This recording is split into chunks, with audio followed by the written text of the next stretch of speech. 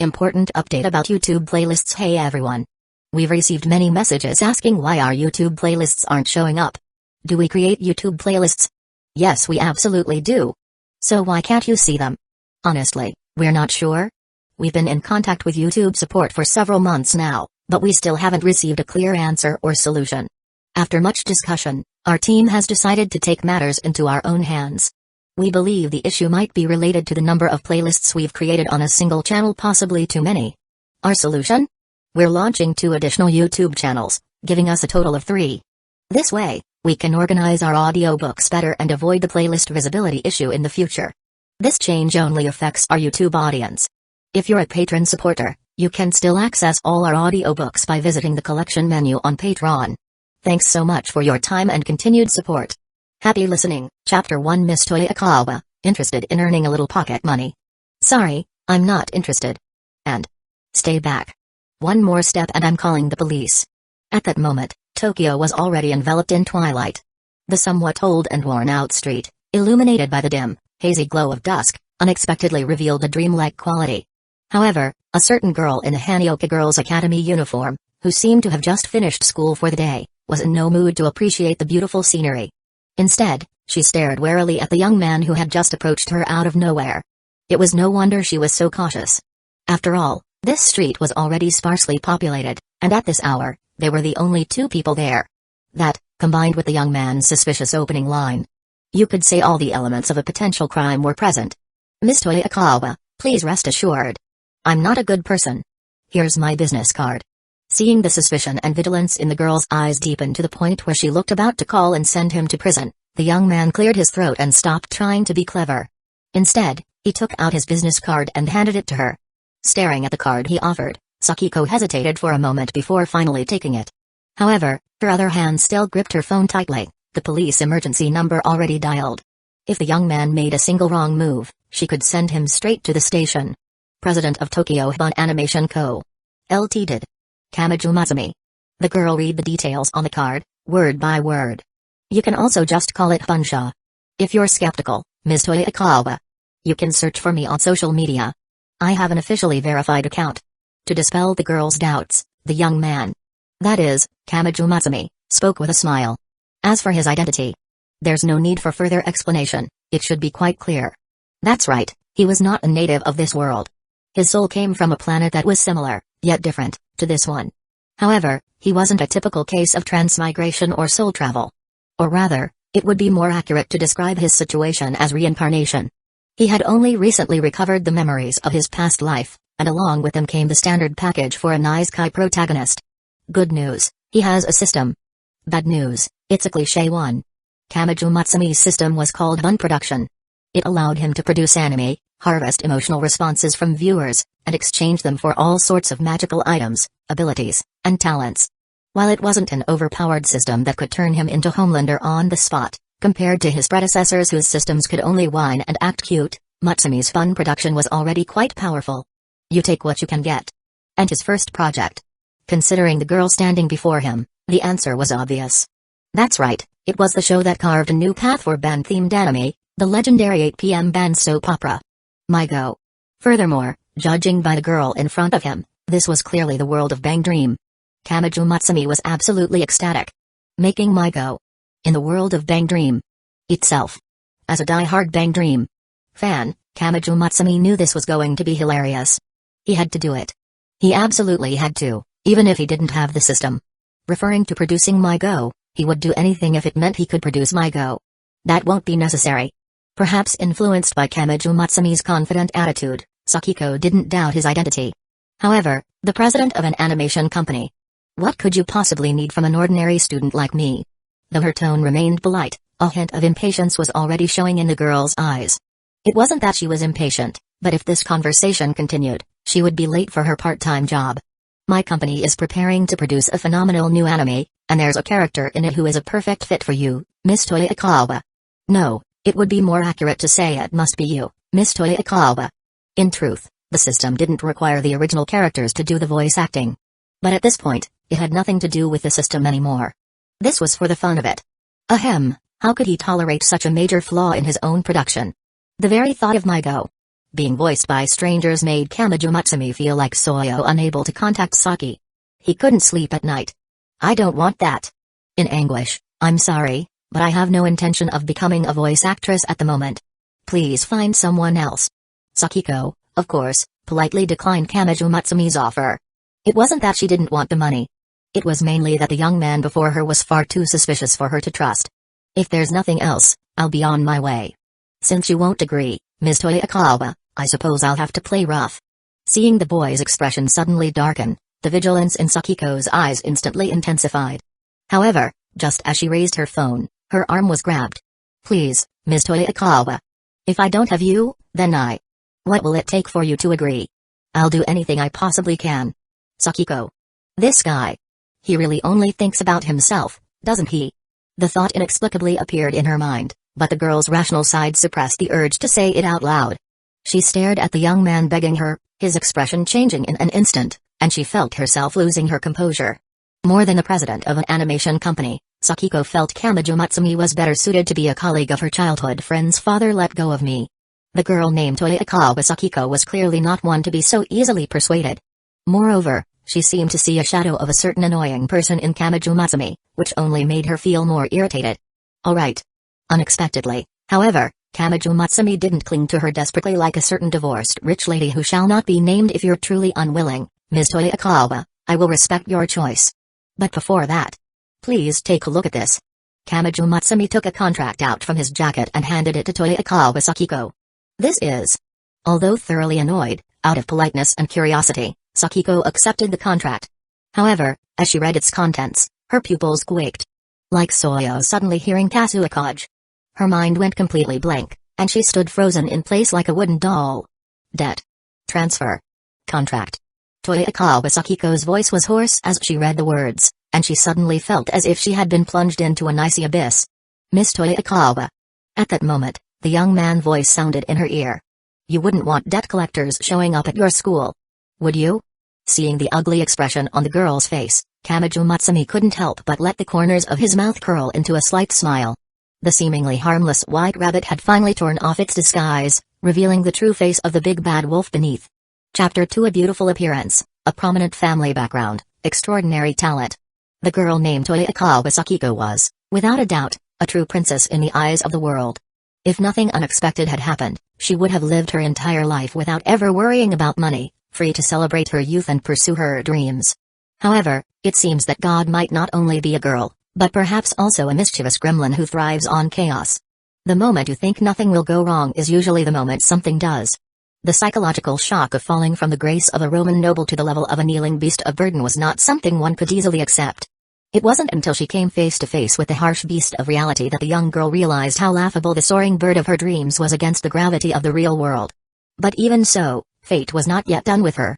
Even though she had already fallen from the sky into the dust, fate seemed intent on dragging her further down into a dark, bottomless abyss. After leaving the Toyakawa family, Sakiko not only bid farewell to the wealthy lifestyle that once suffocated her but also shouldered an enormous debt that most people could never imagine. And now, the rights to that debt had fallen into the hands of Kamiju Matsumi. On the surface, it might not seem like a big deal. It was just a matter of paying back a different person. But for Sakiko, these were two entirely different concepts. After all, no matter what, she was still the young lady of the Toyakawa family. If she had been given a choice in the past, she could have continued to be that young lady. But her pride and deep sense of family loyalty made her choose her current life. Therefore, while the debt was real, the Toyakawa family would not pressure her too harshly. But with Kamiju Matsumi, it was impossible to say what he would do. After all, this debt was no small sum for anyone. Why would Kamiju Matsumi take on this burden? It couldn't be out of pure kindness, nor could it be for the sake of her useless, alcoholic father who relied on his daughter for support, could it? Toyakawa Sakiko was well aware of her attractiveness to the opposite sex. She could guess Kamiju Matsumi's motives with her eyes closed. In just a few seconds, she had already imagined the entire plot of a drama series titled The Fallen Noble, Toyakawa Sakiko.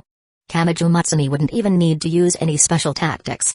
Just as he said, he could simply send people to collect the debt while she was at school, and that would be enough to shatter her dignity completely. What do you want? The girl bit down hard on her pale lips, staring stubbornly at the young man.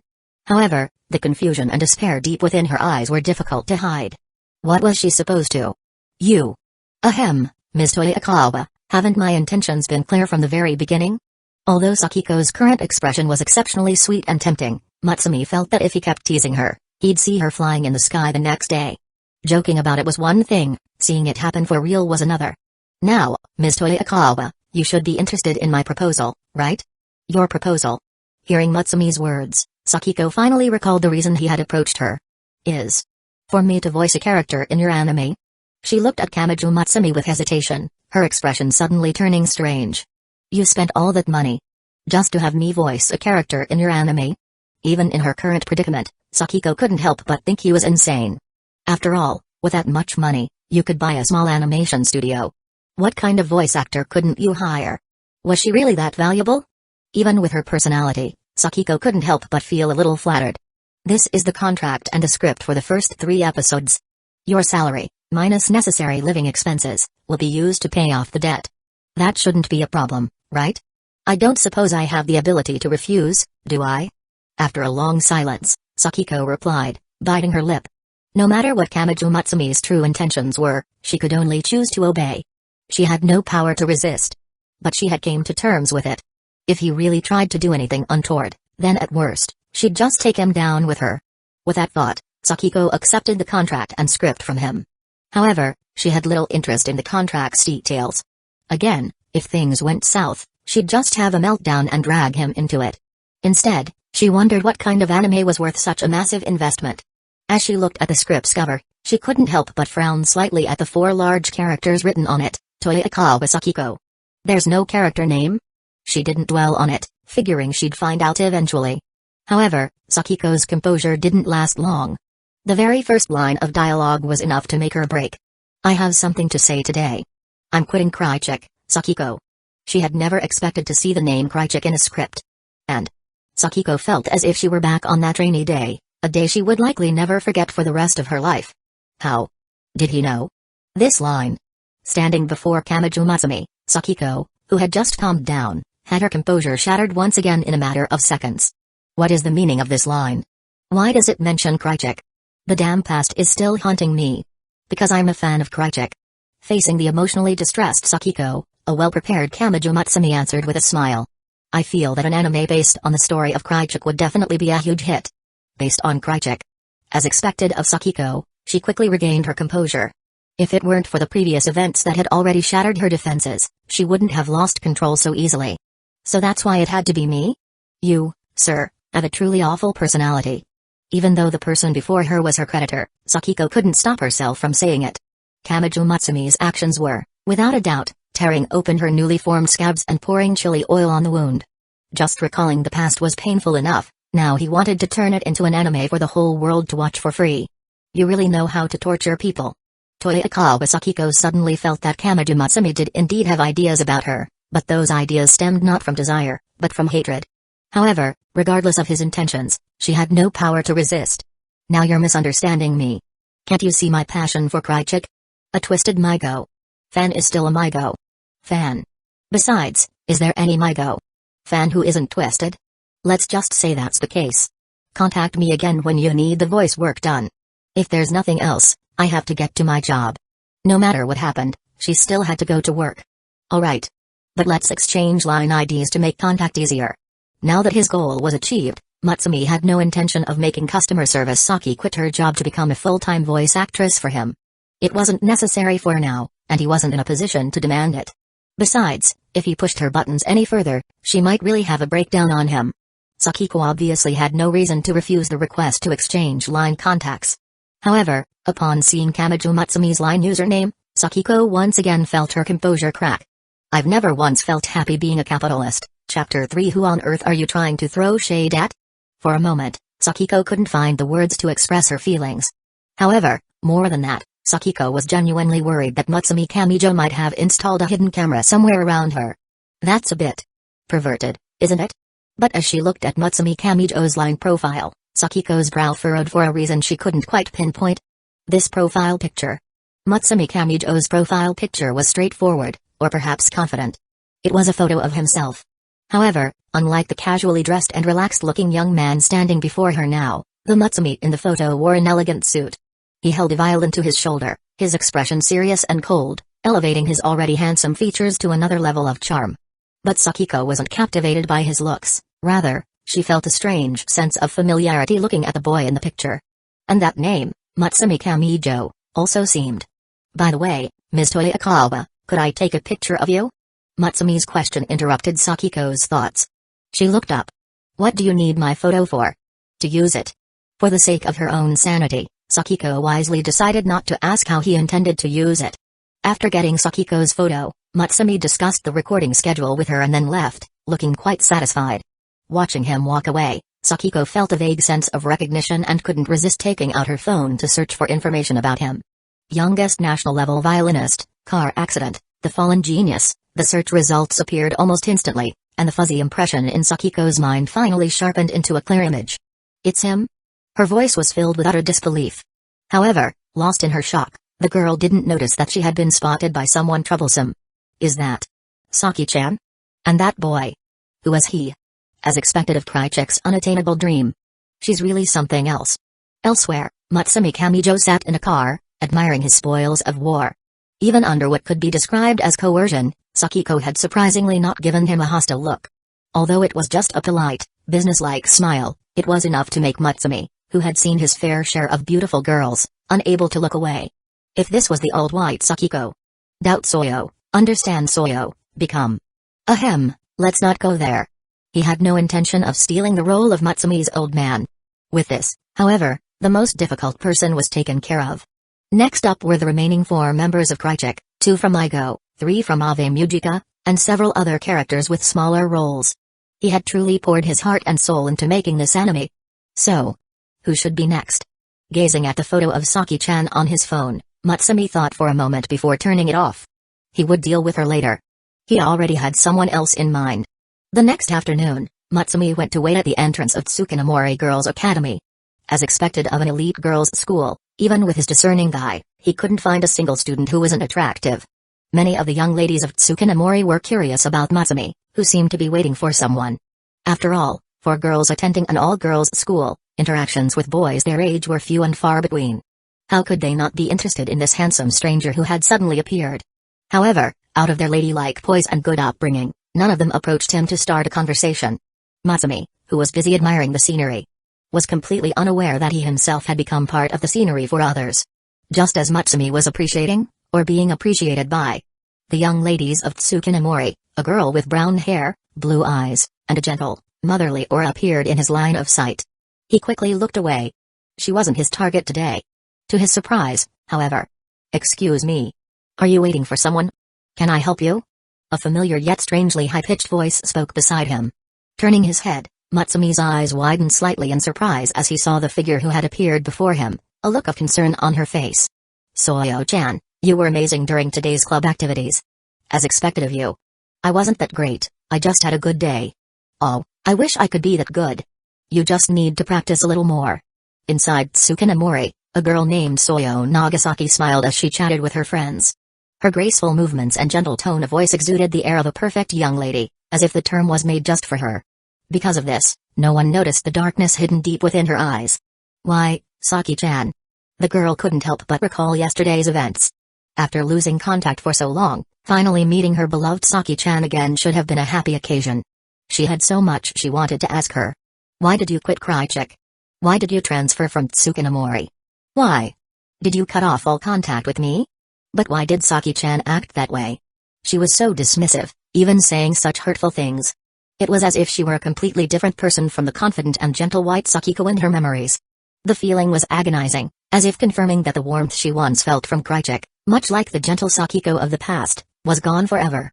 Just as Soyo was feeling tormented by Sakiko's attitude from the day before, the figure of a boy suddenly caught her eye. That boy is the one who was with Sakiko yesterday.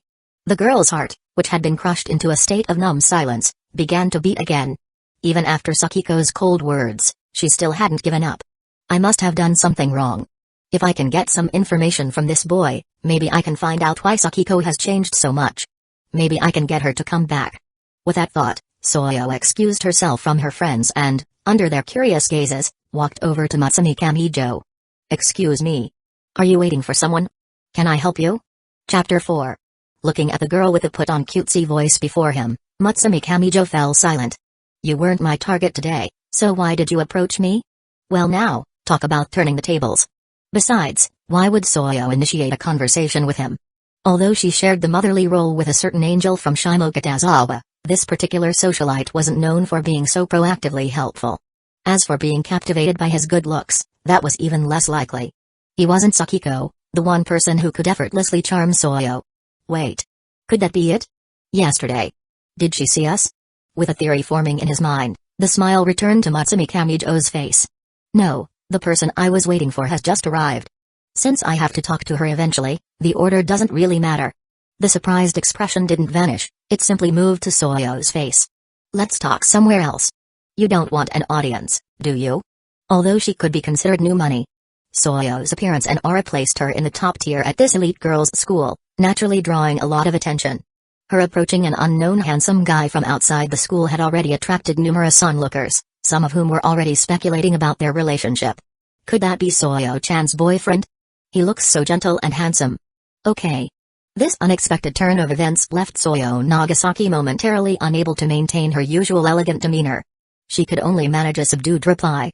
The two of them then left under the gossiping gazes of the other young ladies. Among the crowd, a certain green-haired girl, resembling a melon, watched with a grave expression, looking somewhat out of place. That boy. Is he the one father was talking about? Why is Soyo-chan with him? As if a thought struck her, the concern in the girl's eyes deepened into worry. Then, unnoticed by everyone else, the green-haired girl quietly followed them. Ring was the most famous live house in the area. Girls who were in bands from Hanioka, Hanasakigawa, and even Soyo's school, Tsukinamori, all liked to gather here. It was also a place that held many precious and complicated memories for Soyo. For reasons unknown, Matsumi Kamijo had chosen this as the location for their conversation. After two girls, one with pink hair and the other with gray, went into a practice room, Matsumi and Soyo also entered the venue. To the lovely Miss Orange, could we please have 2 cups of hot Earl Grey tea? Hee hee. You sure know how to talk, handsome. This guy. He's definitely a flirt. Watching the waitress, Ms. Kasumi, grin from ear to ear at Matsumi's words, Soyo thought to herself. Although Matsumi's move of turning the tables had initially flustered her, Soyo Nagasaki quickly regained her composure. From her perspective, it was impossible for Matsumi to know her. Even if he had heard about her from Sakiko, his surprised reaction when she first spoke to him proved he couldn't have been waiting for her. As for why Matsumi had responded the way he did, to Soyo, the answer was simple: he was hitting on her. Despite having little contact with the opposite sex, Miss Soyo was well aware of her own charms. The fact that Matsumi couldn't suppress a smile when he looked at her only confirmed her suspicions.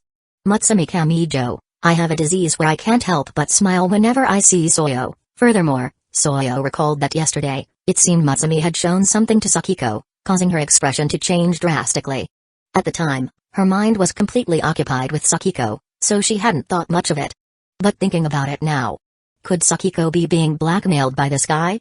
After all, with his flirtatious personality, a cute girl like Sakiko would certainly be a target of his desire.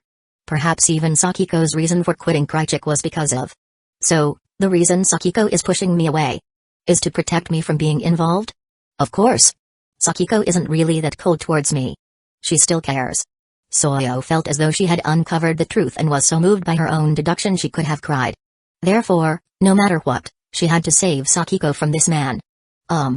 May I ask what you wanted to see me about?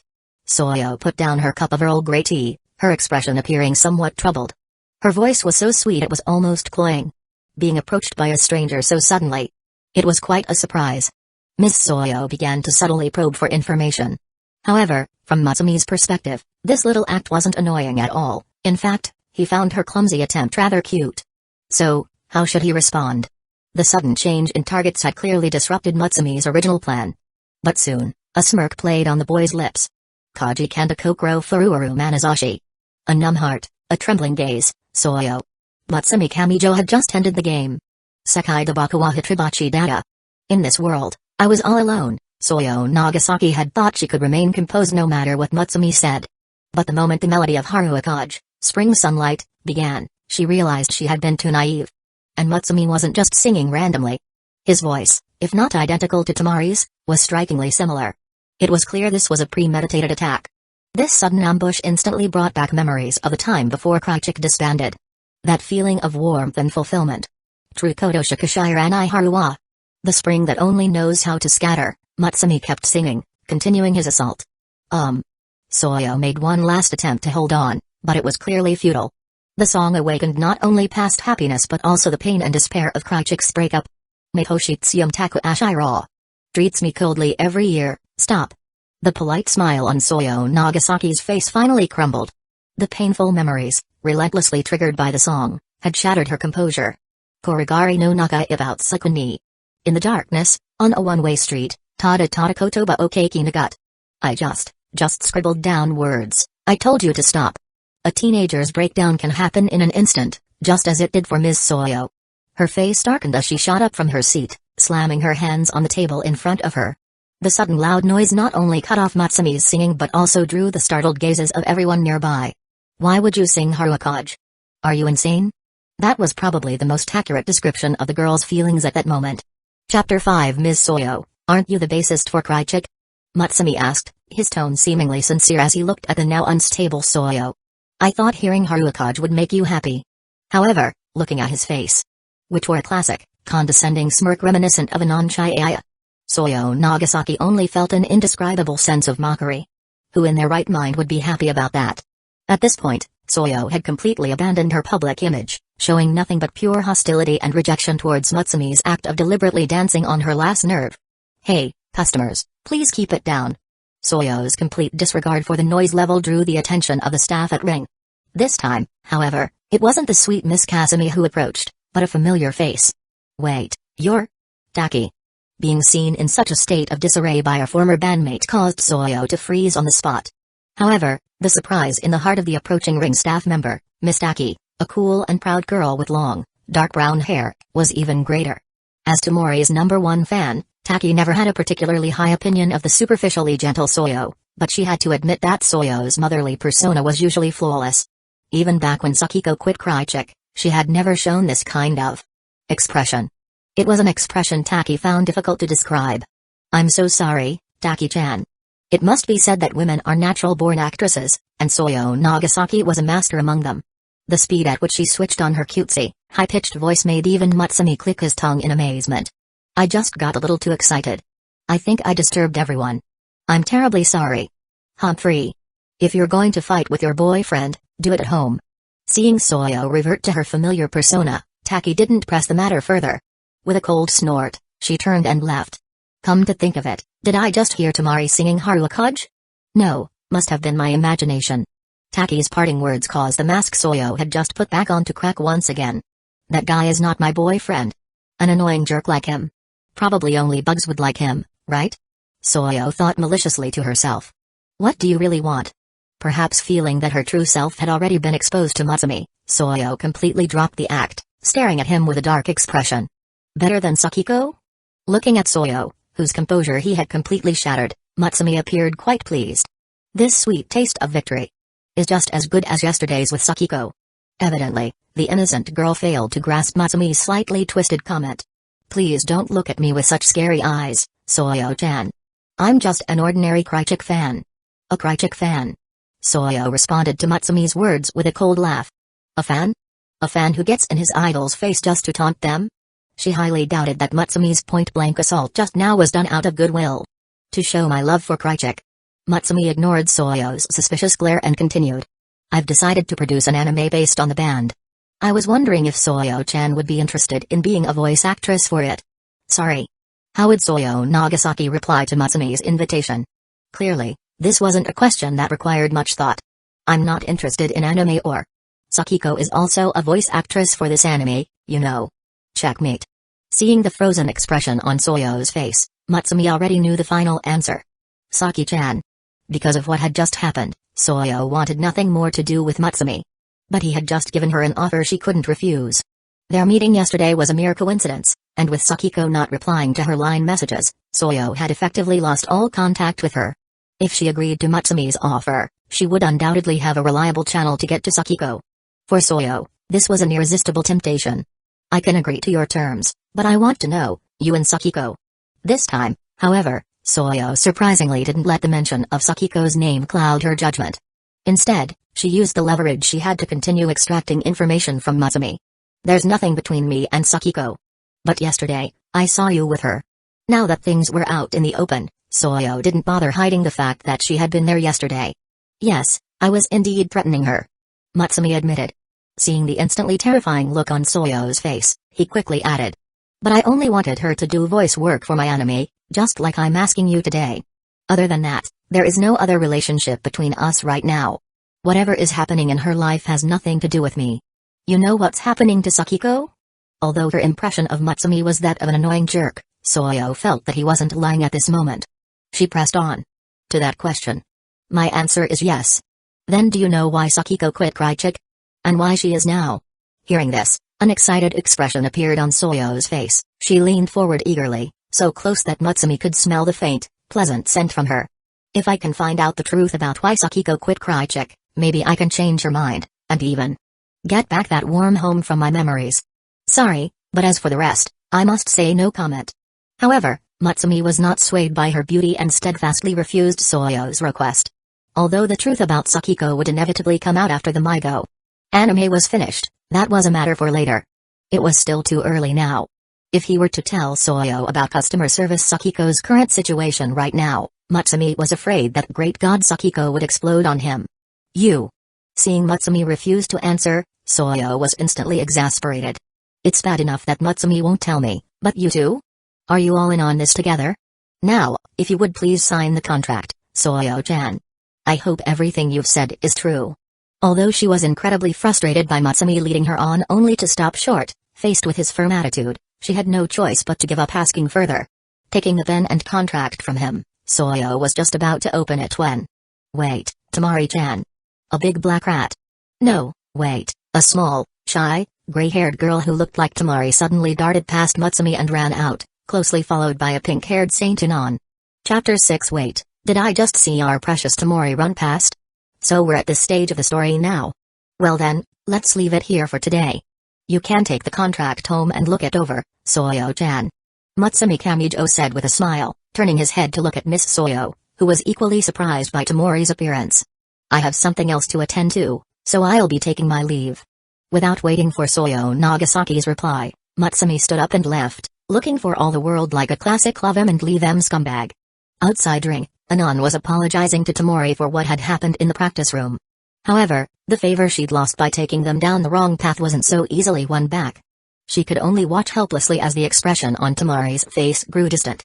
Just then, Taki, who happened to be outside ring, saw this and assumed her dear leader was being bullied. She instantly saw red, striding forward to separate the two.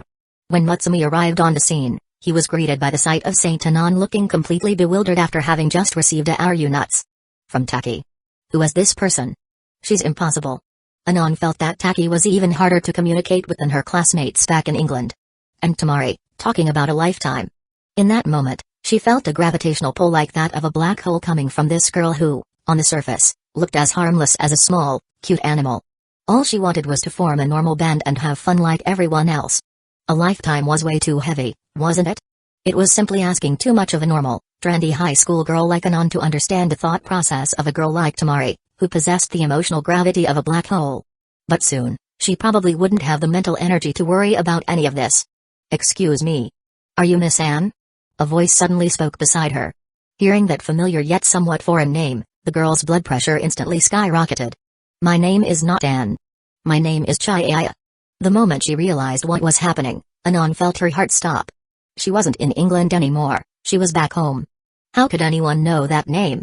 Turning her head, Anon saw a young man with a gentle smile. Okay, he's definitely handsome. But Anon was certain she had no memory of him whatsoever. You are. Looking at Matsumi Kamijo, Anon's hand was already clenched into a tight fist. Only the pain of her nails digging into her palm allowed her to maintain some semblance of composure as the corner of her mind she least wanted to confront was pried open. You don't remember me, Miss Anne? Facing the girl's wary and flustered gaze, Matsumi began to spout nonsense with a perfectly straight face. I even talked to you when we were studying in England. I thought I'd never see you again after you transferred. I can't believe we'd meet here. Hearing Matsumi's words, the question in Anon's mind seemed to be answered. So he was a classmate from my time studying abroad in England? That wouldn't be strange. Except it's total BS. Putting aside the fact that she couldn't possibly have been unaware of a fellow countryman in her class, the most important point was, "Stop lying." Anon cut him off, her face cold. "I don't know where you got my information, but the school I attended in England was an all-girls school. How could you possibly be my classmate?" As his lie was exposed, Matsumi Kamijo's expression predictably darkened. This caused the girl to gulp nervously. After all, this was a next-level creep who had managed to find out she had even studied abroad in England. By rejecting him so bluntly, he won't fly into a rage and do something to me, will he? No, no, no, we're in a public place. He wouldn't go that far. Then, under Anon's nervous watch, Matsumi Kamijo spoke. "How dare you assume my gender?" Anon. Anon was completely stunned by this rhetorical punch imported from overseas. For a second, she almost believed Matsumi wasn't lying. That line of reasoning definitely has the flavor of that place. "So, you're a girl?" At this moment, it was as if Anon had been possessed by Tamori, staring blankly at Matsumi. She even began to ponder internally that, with a face like his, he could probably pull off wearing girls' clothes. No.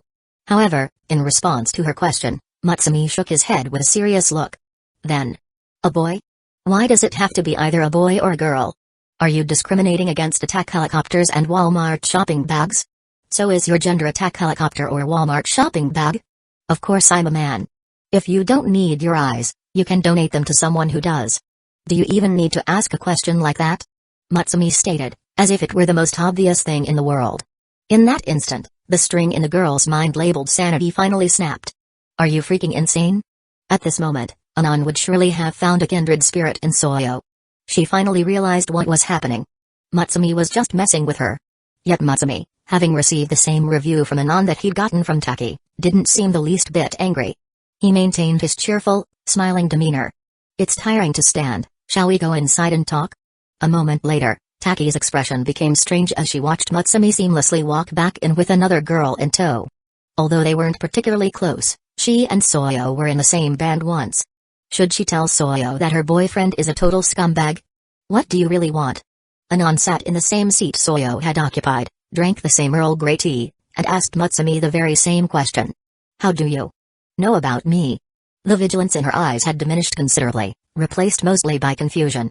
In her mind, Matsumi's image had shifted from a dangerous pervert to a weirdo with a terrible personality. "I watched MyGO."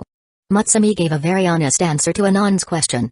"Don't be so serious," Matsumi said with a smile, facing Anon's death glare. "Aren't you afraid that I'll tell your old classmates what happened to you?" Matsumi's evaluation in Anon's mind instantly reverted. "If you want to tell them, then go ahead." Perhaps because of Matsumi's bizarre behavior just now, the threatened Anon wasn't as flustered as she would have imagined. "No matter what you want, I will never agree to it." Although Matsumi currently looked a lot like the blonde-haired antagonist from an adult manga, Anon was not the brainless heroine from one of those stories, who would cave to every demand after the slightest threat. Chapter 7 While fleeing back from England was an embarrassing part of her past she didn't want to face. At most it was a blow to her pride. It might not even qualify as social suicide. But if she gave in to Matsumi Kamijo, it could affect her for the rest of her life. Anon could still distinguish which was the lesser of two evils. Faced with the threat, however, the girl did feel a pang of regret about her past decisions. "If I'd known, I wouldn't have tried to act all cool and gone to England. I would have been better off just going to Hanasaki Gawa."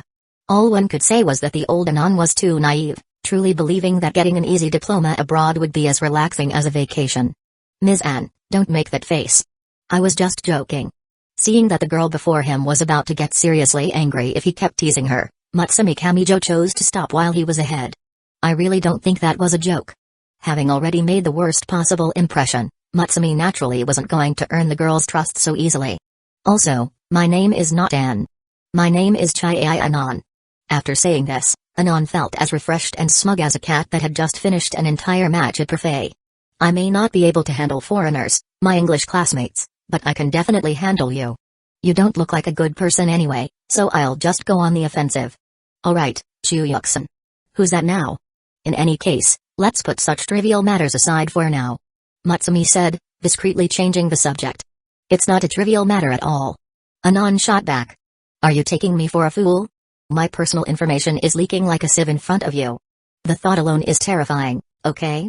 That's just how it is in the internet age." "Well, you have a point. Wait, who wants to discuss internet security issues with you?"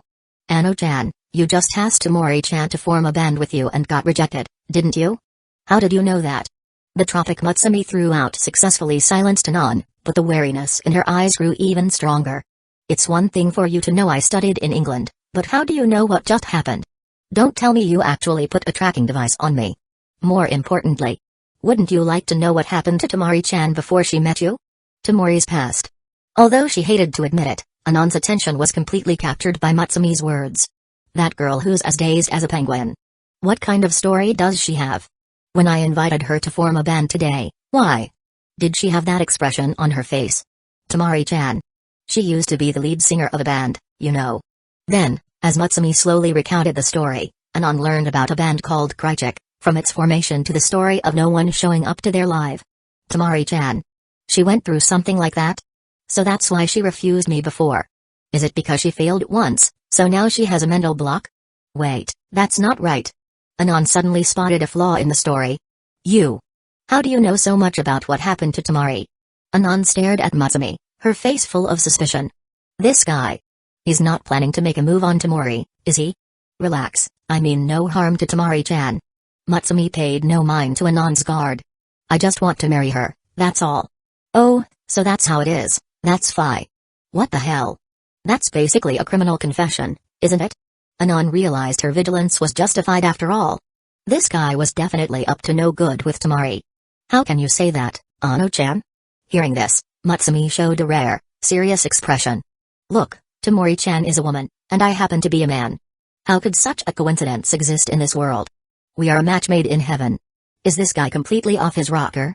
Anon was already too mentally exhausted to even bother retorting. Give it up. I will never let you hurt Tamori-chan. Protecting the best girl in the world, Tamori, was Anon's solemn duty. Also, what do you really want? Anon was now completely clueless about Matsumi's true objective. Especially since this guy was acting like a total goofball, which meant that even though Anon felt he was dangerous, she couldn't bring herself to be properly wary of him. Ano-chan, you want to form a band with Tamori, right? I will help you. In exchange. After all that build-up, Matsumi finally revealed his goal. Help you win over Tamori? No, be a voice actress for my anime. Anon suspected she might have been hit by King Crimson. Wait. Have we talked about anything related to anime before this? How did the topic suddenly jump from Tamori to voice acting for an anime? Hold on, after all that. You just want me to do voice acting for your anime? Anon stared at Matsumi, an indescribable expression on her face. Or you could help me pursue Tamori? Don't even think about it. In any case. Anon said, crossing her arms in front of her chest and looking as if she had finally gotten the upper hand. I refuse. Whether it's helping you with Tamori or voice acting for your anime, I won't agree to either. This guy had had so much fun messing with her earlier. Now, it was finally her turn to be on the offensive. Don't force me. Even though Matsumi still wore that same smiling expression, Anon subconsciously swallowed. After all, she had been completely manipulated by him during their entire conversation. So, even though she felt she had the advantage now, a sense of unease lingered in her heart. Don't force me to kneel down and beg you. Anon almost lost it. What do you call using the fiercest tone to say the most cowardly words? And as if afraid Anon wouldn't believe him, Matsumi stood up and, before the girl could react, expertly grabbed her arm. What will it take for you to agree? As long as it's something I can do, I'll do anything. Wait, are you for real? Soyo, you're using my ultimate move as a basic attack? Let go of me. Faced with Matsumi using the same trick again, Anon clearly didn't have the same powerful resistance as Ms. Sakiko. She noticed the curious gazes of the surrounding customers and her face instantly turned red. I'll do it, now let go of me. Couldn't you have just done that from the start? Looking at Matsumi's instantly changing expression, Anon ground her teeth in frustration. So, how can I get Tamori to agree? After a moment of silence, Anon subconsciously touched her smooth, beautiful pink hair and asked Matsumi. In truth, she had never planned to refuse from the beginning. After all, she hadn't forgotten that this guy still had leverage over her. While she wouldn't yield to blackmail, Matsumi's request wasn't unreasonable. Plus, he hadn't actually used it to threaten her later on and had even told her about Tamori's past, so Anon decided to give him some face. She had just wanted to use this chance to get the upper hand on him, but as expected, she was completely countered. Chapter 8. That is indeed a bit difficult. To Anon's surprise, after hearing her question, a troubled expression actually appeared on Matsumi Kamijo's face. Eh? But didn't you just say? I did say that, but the most basic. Same-sex marriage laws aren't recognized. And while such things are commonplace in this world, we do need to consider what others might think. That's not what I meant by agree at all. Anon felt like she was on the verge of losing her mind. Does this guy feel physically ill if he doesn't mess with people? Of course, there's also the most important thing. What? Tamori is my wife. I won't give her to you. You're still hung up on that? Anon couldn't help but squint at Matsumi. I'm suddenly starting to doubt whether trusting you was the right choice. Ahem. Hearing this, Matsumi let out a couple of light coughs. Young people shouldn't be so unable to take a joke. So you admit you were just messing with me for fun? Getting Tamori to join the band is actually quite simple. How can this guy act as if nothing just happened? You just need to find one person. Find someone? Anon felt like she was playing an RPG, and Matsumi was the NPC giving her a quest. A girl who is gentle and generous, passionate and beautiful. She might be a little vain, she might have her own little schemes, and she might choose to run away when faced with difficulties. But when you need her, she will absolutely not let you down. At first glance, you might think she's a bit too slick and worldly, but when you truly get to know her, you'll discover the gentleness and kindness hidden in her heart. She is far more amazing than she herself imagines. Who is that? She sounds like the heroine of a manga or something. Hearing Matsumi so earnestly praise another woman right in front of her, Anon felt an inexplicable twinge of annoyance. Besides, she felt a strange sense of déjà vu from his description. Her name? I think you know it, Ano-chan. I know her? Seeing Matsumi's half-smiling, teasing expression, Anon felt completely uncomfortable. Stop being mysterious. Who is it? If I knew someone with such a distinct personality, I shouldn't have trouble remembering her, right? Chihaya Anon. That is the girl's name. Chihaya. Anon finally realized, and her cheeks instantly turned bright red. You.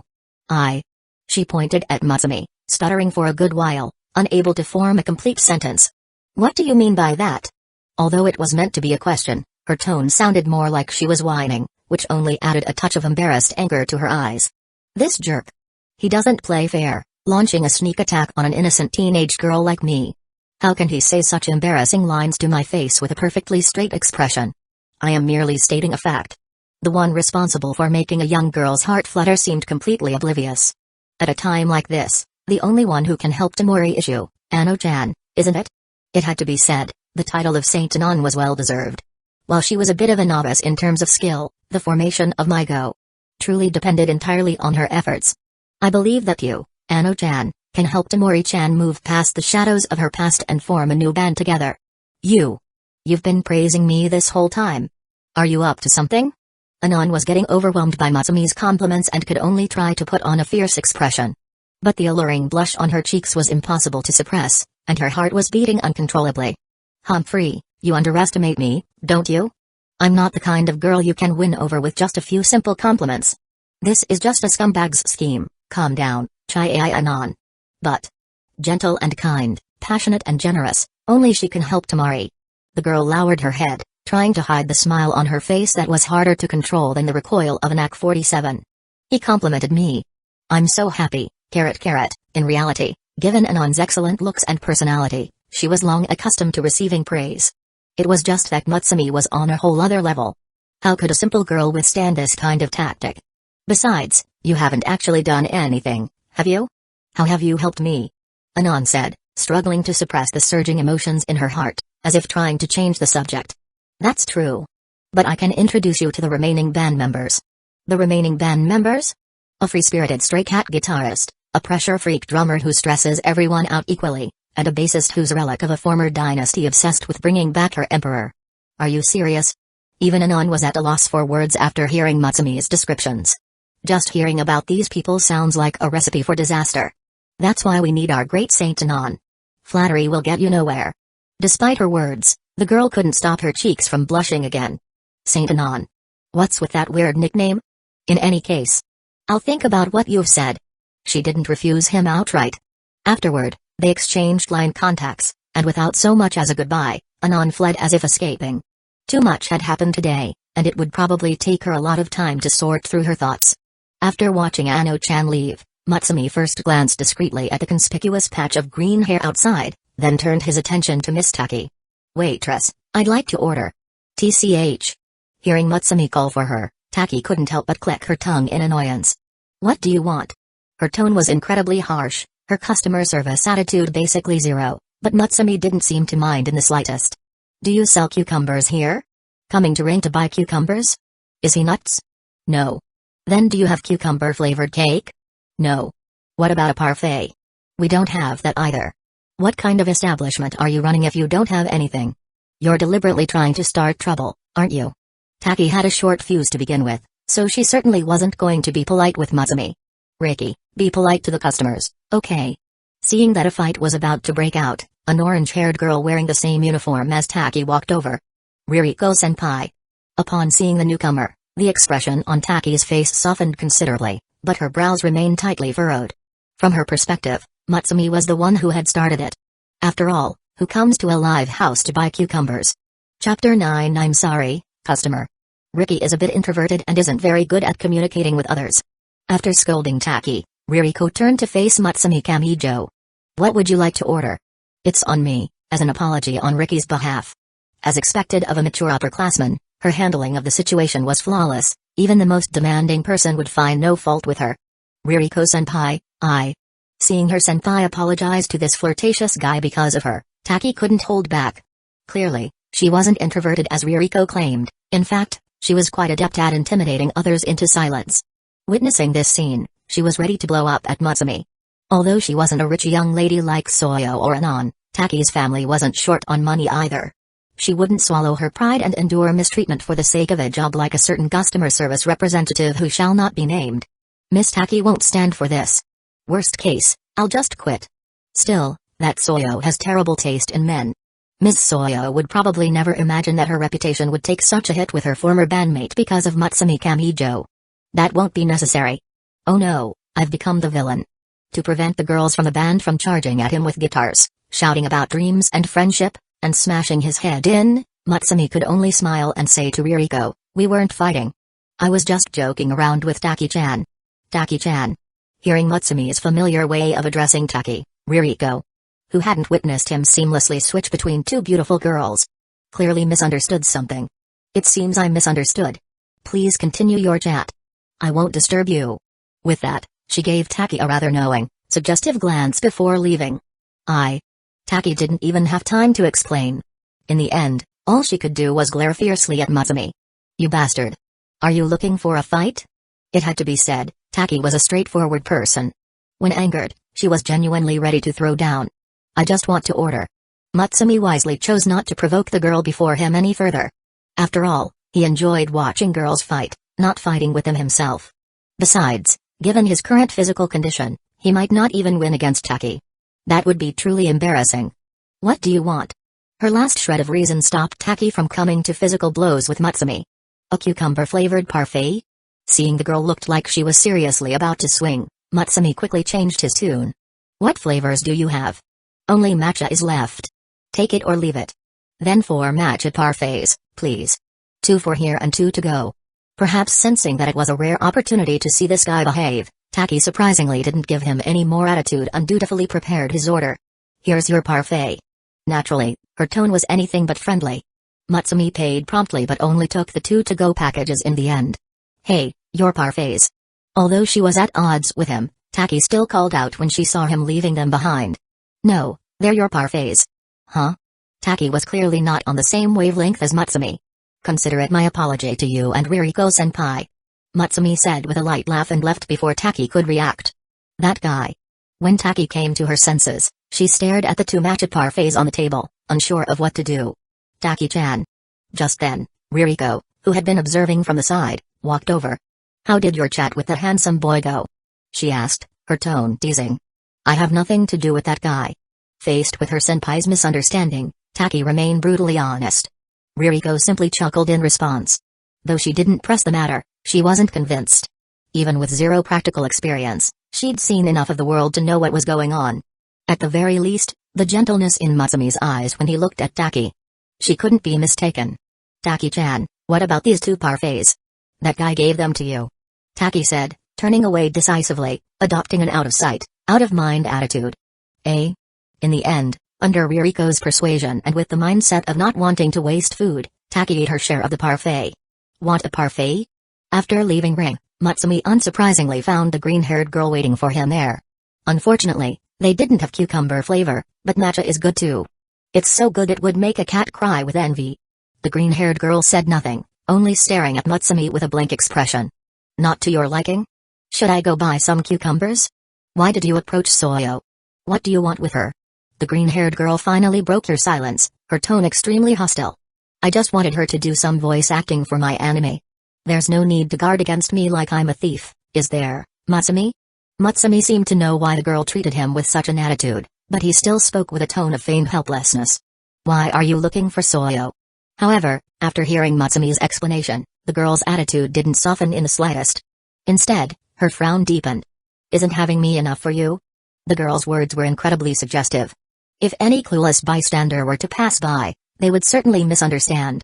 But in reality, this Matsumi wasn't jealous. In fact, before today, the two had never even met. She had only seen a photo of Kamijo Matsumi and knew of his existence. How should I put this? Let's get in the car and talk. It's getting late. The girl had no objection. She got into Matsumi's car, looking for all the world like an innocent girl being deceived by a rich, scummy heir, breaking the hearts of many onlookers. Inside the car, the girl sat expressionlessly beside Matsumi. Her pale golden eyes showed no hint of light, and her entire being was devoid of energy, like a caged bird about to be imprisoned. Don't look so down, Matsumi said upon seeing her state. Have some parfait. With that, he also opened the parfait in front of him and took a somewhat shaky bite. It was cool and refreshing. The matcha flavor was a bit bitter at first, but it gave way to a soft, sweet creaminess. A taste that girls found completely irresistible. No wonder Rana loved it so much. However, the girl was in no mood to appreciate the delicious treat in her hands. Even a matcha parfait beloved by Rana tasted like wax in her mouth. Besides me, are you going to target Soyo as well? The girl asked, her lips pursed as she stared at Kamijo Matsumi. Chapter 10. So, are you jealous? In response to the girl's question, Matsumi Kamijo didn't answer directly, instead posing a question of his own. Don't worry, I love you both equally. The girl, Matsumi Wakaba, had no intention of replying. Instead, she attempted to use her death glare to pierce through Kamijo Matsumi's psychological defenses. If you keep this up, I'm going to have to accuse you of using the female gaze, Ms. Matsumi Wakaba.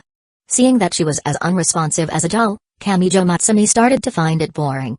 Besides, for you to be so concerned about another woman. Aren't you disregarding me, your fiancé, just a little? That's right. Kamijo Matsumi was Matsumi Wakaba's fiancé. Which also meant that Matsumi Wakaba was Kamijo Matsumi's fiancé. If anyone who didn't know the truth were to hear this, words like childhood betrothal or childhood friends would surely pop into their heads. But in reality, the relationship between Kamijo Matsumi and Matsumi Wakaba wasn't just distant, they were practically complete strangers. The person Kamijo Matsumi was actually familiar with was her father. Well, at least on the surface. In fact, among the three bands in MyGO, Matsumi Wakaba's family background was quite privileged. However, compared to those from more ordinary backgrounds, her parents were, for Kamijo Matsumi, much easier to deal with. Take Tamori's family, for example. Even though they weren't particularly well off, her parents would never sell out their daughter for personal gain. But for Mr. Wakaba, a famous comedian who was only middle-aged and still wanted to advance his career, the same couldn't be said. Of course, it didn't have to be put so harshly. Mr. Wakaba was simply finding a good match for his daughter while simultaneously advancing his own career. Why refuse such a win-win situation? As for Matsumi Wakaba's feelings on the matter, what do kids know? Your parents are only doing what's best for you. You'll understand when you're older. And so, while Matsumi Wakaba was still suffering from her own heart-wrenching issues, she inexplicably gained a fiancé. And the official reason Kamijo Matsumi wanted to get close to her. That's right, it was for the voice acting in his anime. This was also why Matsumi Wakaba's attitude had grown even more serious when he'd explained himself earlier. Having her isn't enough, you also have to go after Soyo. Why don't you just catch Sakiko in your net as well? Faced with Kamijo Matsumi pulling the fiancé card, Matsumi Wakaba clearly showed a hint of hesitation, temporarily losing the focus to worry about Soyo. This is the first time we've met. It's not very appropriate to keep talking about other women, is it? More importantly, Matsumi, what do you think of me, your future other half? You are my fiancé. My future husband. Her opinion? What opinion could she have? In truth, because he had appeared out of nowhere and was also targeting Soyo, Matsumi Wakaba's initial impression of Kamijo Matsumi was not very good. But what meaning do the thoughts of a doll have? Or rather, how could a doll have thoughts of its own? The suppressive upbringing she had endured since childhood had made obedience almost second nature to her. Therefore, her attitude towards Kamijo Matsumi was based only on the factual status of their relationship, devoid of any subjective evaluation. So you're saying you're very dissatisfied, then? Kamijo Matsumi, however, interpreted a different meaning from her words. And surprisingly, Matsumi Wakaba did not refute it. Actually, I didn't intend for things to be this way at first. Looking at the girl who seemed resigned to her fate, Kamijo Matsumi felt a little bored and decided to drop a bombshell. If you're really not satisfied, how about I have a word with that old geezer and we call off our engagement?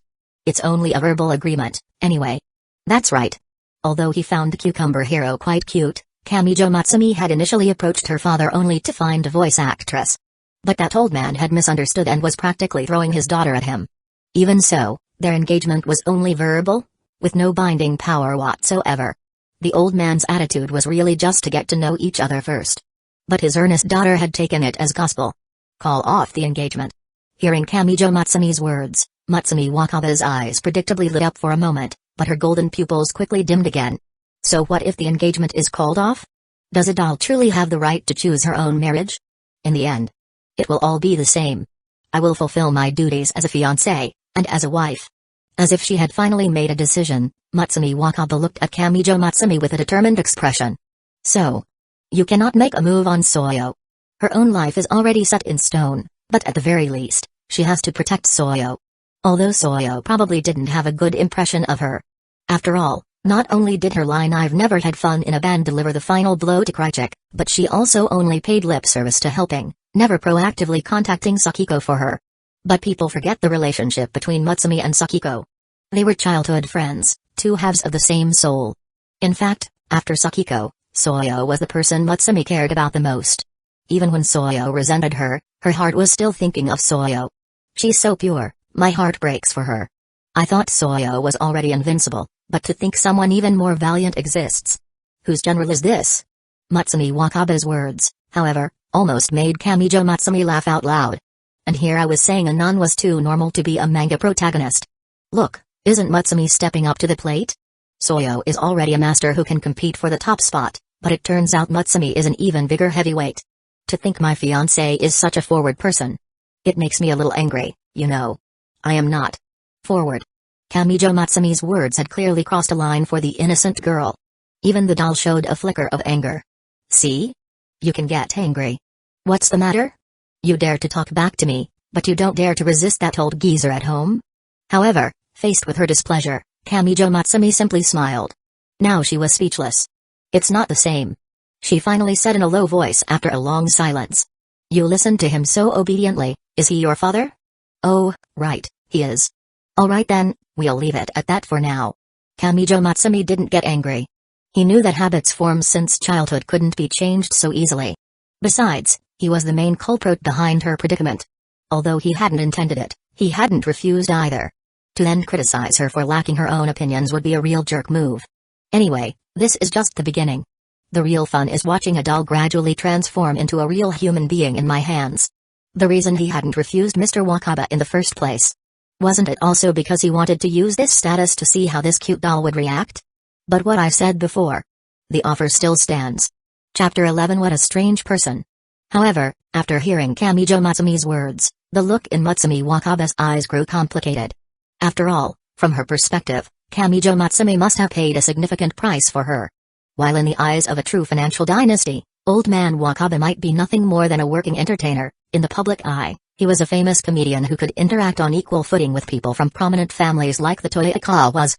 Although this didn't mean their status was equal, one could imagine the resources required to help a man like that advance his career even further. This was one of the reasons she had resigned herself to her fate. In her mind, Kamijo Matsumi should have been eager to devour her whole to get his money's worth. But his actual actions, she couldn't understand them at all. However, because of this, the girl's attitude towards him softened considerably. Regardless of whether his words were sincere, she had felt something from the young man that she had never felt from her own father. Respect for her as a person and for her choices. Moved, are you? Then help me win over Soyo. Matsumi Wakaba felt that she had perhaps been moved too soon. No. This was just how the doll was, even her refusals lacked the forcefulness of Anon's. You really are after Soyo-chan. The girl's eyes once again filled with vigilance. You're wrong about that. Actually, I'm after Sakiko too. Matsumi Wakaba fell completely silent. She finally saw it clearly. This scumbag was just toying with her for his own amusement. Upset with me? Kamijo Matsumi asked tentatively, looking at the girl who had turned her head away. It seemed the girl was determined to fight back with silence, but Kamijo Matsumi didn't mind. The old man said you'll be staying at my place for a while so we can get to know each other. No problem with that, right? No problem. Hearing this, Matsumi Wakaba subconsciously bit her lip until it turned pale. Although she could understand it, the feeling of being sold out by her own father was by no means pleasant. Should I have the driver take you back? No need. Alright then. Look here. Matsumi Wakaba instinctively looked towards Kamijo Matsumi, only to be momentarily dazed by the flash of his phone's camera. Time to show off to Sakiko. Your childhood friend's first night was with me. And I've got the pictures to prove it. Stop it. At this, like Rana Kaname having her tail stepped on, Matsumi Wakaba lunged forward and snatched the phone from his hands. Then she realized the phone's screen was still on the camera page. Thoroughly enraged, she decided not to speak to Kamijo Matsumi for the rest of the day. He, in turn, was in agony, because the sight of her puffed-out, angry cheeks was a priceless, limited edition expression, but his phone had been confiscated. Before long, the two arrived at Kamijo Matsumi's residence in Tokyo. This is... Her resolve shattered in an instant. Sakiko's. Before her stood a luxurious private villa, surrounded by a garden full of roses. Of course, if it were just that, it wouldn't have been enough to surprise her so much. After all, Matsumi Wakaba was also from a wealthy family, her own home was of a similar scale. The crucial point was that this villa was the house Sakiko used to live in. I spent quite a lot of money buying this villa from the Toyakawa family. Kamijo Matsumi paid no mind to her reaction and led her into the residence that should have belonged to great god Saki. Because he wasn't used to having outsiders in his living space, the maids only came at scheduled times to clean and did not live with him. As Matsumi Wakaba looked at the familiar yet somewhat foreign furnishings, her feelings were incredibly complex. The villa was the same as before, but she and Sakiko were no longer the same people. The scenery was the same, but the people had changed. Sakiko had gone from great god Saki to customer service Saki. And she herself was about to become the wife of a stranger. Just as she was sinking into a silent depression, she suddenly realized the key point. Why would Kamijo Matsumi buy Sakiko's old mansion for no reason? Oh no. What if he wasn't joking earlier? What if he really is planning to make a move on Sakiko? With this thought, she subconsciously turned to look at him, her eyes meeting his. What do you want to eat for dinner? Seeing him holding his phone, ready to order takeout, Matsumi Wakaba tilted her head, a giant question mark seeming to appear above it. With your family's wealth, living in a mansion like this, you eat takeout for dinner? As if sensing her confusion, Kamijo Matsumi explained. I'm not used to having outsiders in the house. He said, naturally including a chef. And I can't cook. But takeout is actually pretty good. Want to try some? In reality, not only could he cook, but his culinary skills were excellent. It was just that his current physical condition didn't allow for it. If she had observed more closely, she would have noticed that the hand holding the phone was trembling slightly. Don't eat takeout. Matsumi Wakaba said, snatching his phone away again for reasons she couldn't quite articulate. It's unhealthy. This time, she had truly become Mother Matsumi. Then what are we eating? Kamijo Matsumi asked, looking at her serious face. I'll make dinner. Fine. I'll handle it, she seemed to say. The old man thought she was coming here to enjoy a life of luxury, but on her very first day, she ended up being the cook. She didn't mind, though. Soon, a simple but exquisitely prepared dinner was served on the table. Although she was usually a pampered young lady who'd never had to do housework, the prestigious Tsukinamori Girls' Academy did teach some practical skills. At the very least, their home economics classes were top tier. So, her cooking wasn't bad, but that was all. It certainly couldn't compare to a professional chef. At least, in her own opinion, her cooking was far inferior to her family's chef. As for Kamijo Matsumi's review, very fresh, very delicious. He eats takeout, you think he'd be afraid of this? In truth, her cooking was only inferior to a professional chef's. Compared to the average person, it was quite good. Once again, the education at Tsukinamori deserved praise. You're always saying weird things. Even though it was a compliment, she felt a strange undertone to his words. Despite saying this, a subtle, almost unnoticeable smile touched the corners of her lips. Outside of home economics class, this was the first time she had cooked for someone else. However, can you stop your hand from shaking while you eat? In fact, she had wanted to say something when he was eating the parfait earlier. Chapter 12. Oh, you mean this? In response to Matsumi Wakaba's question, Kamijo Matsumi flashed a bright smile. It's been like this since that time. It's normal. Kamijo Matsumi's hand tremor was perfectly normal. On the contrary, if his hands were to suddenly heal for no reason, that's when he would really start to panic. Normal. Hearing this, the look in Matsumi Wakaba's eyes became somewhat strange. Looking at Kamijo Matsumi, whose hands were shaking so much he could probably inherit the mantle of the Sorcerer Supreme, she did not think this situation was normal at all. However, the girl quickly latched onto the key part of his statement. That time refers to. It was just a car accident. No, that is definitely not an event that can be described with the prefix just. Matsumi Wakaba couldn't help but think this as she looked at him speaking so casually. Don't worry, he said, giving her a thumbs up as if to reassure her. A mere fatal wound is no big deal. What language is this? It feels so niche. Matsumi Wakaba felt truly helpless sometimes. Why was it that even though this guy had gone through something as tragic as a car accident, she couldn't feel a shred of sympathy for him? Then your hand. No matter what, this person was her fiancé. The kind-hearted Matsumi Wakaba still expressed her concern. If the doctor wasn't lying to me, it's probably incurable. Kamijo Matsumi himself seemed completely unconcerned. Your parents also? Oh, you mean those two old geezers? He said, his tone suddenly shifting as she brought up his parents. In that respect, you and I are actually quite similar. You too. His words seemed to come out of nowhere, but Matsumi Wakaba instantly understood their meaning. Those two old geezers of mine are also gone year-round. They just don't put as much pressure on me as yours does. For some reason, Matsumi Wakaba felt a strange sense of kinship, of pity for a fellow sufferer. So, he and I. Are we the same? But just as the girl had this thought. However, things changed after the car accident. Those two old geezers. Is it because you got into an accident, Matsumi? Matsumi Wakaba was always direct when addressing people, unlike Anon who liked to use nicknames. After a moment's hesitation, she chose to use the same form of address as Sakiko and Soyo. After all, he was her fiancé. Being too distant would make her earlier words seem insincere. So, Matsumi's parents. Without even realizing it herself, a barely perceptible hint of expectation appeared in her eyes, as if she were seeing her own reflection in the boy before her. Started to care about you? No. They died. Matsumi Wakaba felt that the last bit of hope in her heart had finally died. To think I actually felt a sense of connection with this guy just now. What an idiot I am. At the same time, the way she looked at Kamijo Matsumi was now utterly bizarre. How can he say something like that with such a natural expression? Could his family relationships have been that terrible? She suddenly felt that her own family situation seemed pretty good by comparison. Don't look at me like that. Kamijo Matsumi clearly saw what she was thinking. My relationship with him wasn't great, but it wasn't like we were enemies. Although his parents in this life had a poor relationship due to an arranged marriage and cared little for him, their son, they had at least never deprived him of material comforts.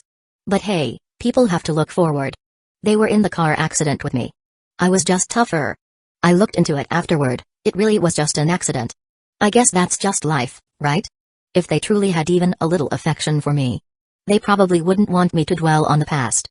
Most importantly, it seemed a system. In order to settle his karmic debt, had stepped in and helped reincarnate the two old geezers in another world. Apparently, they were sent to Terra to be the chosen of the God Emperor. While he wasn't sure when Earnites got a deity called the God Emperor, they were still a God's chosen ones. They were probably living more comfortably than he was, which he considered his final act of filial piety. Having a son like me. They were truly blessed. I don't understand. Matsumi Wakaba whispered, her feelings a tangled mess.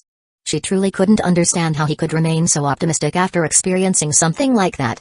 Even her childhood friend, the incredibly gentle white Sakiko, had changed into someone she barely recognized after her own family's misfortune. But now that I think about it, you and I are quite alike. Perhaps sensing her somber mood, Kamijo Matsumi changed the subject. You and I are both from very wealthy families. Not as rich as yours, both of our parents are never home. And both of our names have Matsumi in them. That one's a bit of a stretch. We both have a childhood friend, and both of our childhood friends have blue hair. As he said this, even Kamijo Matsumi himself felt it was quite a coincidence. Could it really be fate? A childhood friend? However, Matsumi Wakaba seized on this key point in his words. In that instant, even her golden eyes seemed to ignite. If you were a dragon, that would be fine too, she's nothing compared to Sakiko. Just a fool, really. Seeing the smile that inadvertently appeared on Kamijo Matsumi's face as he mentioned his childhood friend, Matsumi Wakaba felt a strange discomfort in her heart. Are you And your childhood friend very close. She wasn't jealous, of course. At this point, she probably couldn't even comprehend the emotion of jealousy. But this clumsy and somewhat rigid girl had, in her heart, basically accepted that Kamijo Matsumi would be her future husband. For her future husband to show such an expression for another girl, it was only natural for her to feel an instinctive discomfort. Even a doll has a possessive streak. About the same as you and great god Saki, I guess. However, Kamijo Matsumi only added fuel to the fire. I'm going to marry her in the future. Wait, what are you saying in front of your fiancé? Of course, it's the same for you, Matsumi. He said, looking at her as if stating the most obvious fact in the world. I'm going to marry both of you. I'm full. If great god Saki could have seen her at this moment, she would have been shocked to discover that dolls can, in fact, get angry. Even Kamijo Matsumi was a little surprised by her reaction. When did I raise her affection level this high? Or is her personality not as emotionless as I thought? Wait, Matsumi. However, as she prepared to leave the table, he reached out and stopped her. What is it? Surprisingly, she gave him enough face to turn around. Tomorrow, tell Soyo to go to Ring after school. You go with her. He had forgotten to exchange line contacts with Soyo when they were at Ring. But he wasn't worried. Soyo was definitely more anxious about it than he was. After that, Matsumi Wakaba didn't say another word to Kamijo Matsumi. Chapter 13. The next day, when Kamijo Matsumi woke up, he found a breakfast prepared by Matsumi Wakaba, along with a small note she had left behind. She's so pure, my heart breaks for her. Kamijo Matsumi felt like he was the one being romanced here. On the other side of town, Ms. Soyo, who carried the aura of a divorced, resentful woman, was not in a good mood. Although her initial impression of the scumbag who had hit her with his ultimate move at point-blank range was not particularly good, the man held the key to her obsession. News and the whereabouts of Sakiko. So, no matter how upset she was, she could only feign civility for the time being. It was only after she got home that she was struck by the sudden realization that she had forgotten to exchange contact information with him. Which was pretty awkward. For Soyo, finding Kamijo Matsumi was even harder than finding Sakiko. At least she had Sakiko's line, even if she never replied and was suspected of having blocked her. Of course, Soyo would never admit that last part. The only saving grace was that Kamijo Matsumi knew where to find her and, if he wasn't lying, would surely come looking for her. Right? Could what happened yesterday have just been a dream? Soyo had an inherently insecure personality, and this lack of control amplified her anxiety to the extreme. Yesterday, he had only managed to persuade her by using Sakiko as leverage. This careless mistake caused doubt to sprout in the girl's heart. If Kamijo Matsumi was lying, what would she do? More painful than simple despair is having hope, only to have it snatched away. Her mind in turmoil, the girl's muscle memory led her to the gardening club at Tsukinamori. In this place, at a fixed time every day, a cute cucumber sprite would spawn. Seeing the cucumber hero standing there watering the small cucumbers she had planted, Soyo finally snapped back to reality. Besides Kamijo Matsumi, Matsumi Wakaba could also help her contact Sakiko. Don't put all your eggs in one basket. Kamijo Matsumi's reliability was now questionable. Although, on Matsumi's end, she had always deflected her requests. The girl, who appeared to have a gentle and even motherly smile, had a sudden darkness flicker in her eyes. If Matsumi hadn't been so unreliable, why would I have pinned my hopes on someone like Kamijo Matsumi, who looked sketchy from the start? It was the same when Sakiko quit the band. It was all her fault. But Soyo quickly suppressed these negative emotions. The moment Matsumi Wakaba looked over, she instantly managed her expression, putting on her mask of gentleness. Matsumi-chan, about Sakiko. Just as she was about to start her daily psychological manipulation routine, Matsumi Wakaba made a preemptive strike. After school today. You're coming with me to Ring. To Ring? Soyo was momentarily stunned by her words, then quickly became excited. Before this, Matsumi had never actively invited her anywhere. Did this mean she was finally going to help her? Matsumi-chan, are you perhaps going to tell me about Sakiko's? It has nothing to do with Sakiko.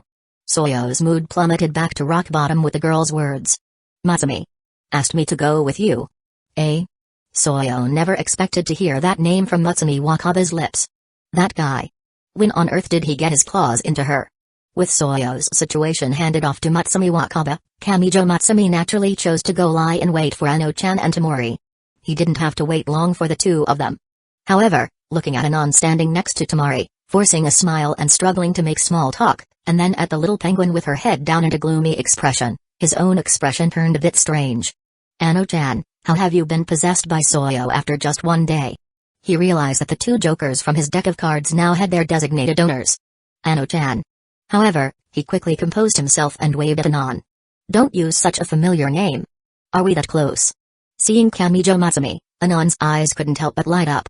After listening to his story yesterday, she had a rush of blood to the head today and couldn't resist launching a second attempt to recruit Tamori at school. The result was obvious. The awkward conversation just now had made her cringe so hard her toes could have carved out a live house. His appearance was a life raft saving her from a sea of suffering. But even though she was happy inside, the girl's words were the very definition of tsundere. Then, Miss Anne? Anon's face darkened. You're deliberately trying to start trouble, aren't you? But the girl was already used to this scumbag's style. She turned to introduce him to Tamori. Hello there, Tamori-chan. Before Anon could even speak, Kamijo Matsumi bypassed her and greeted the Empress directly. Hello. While Tamori was introverted, she wasn't a complete social phobic like Bachi.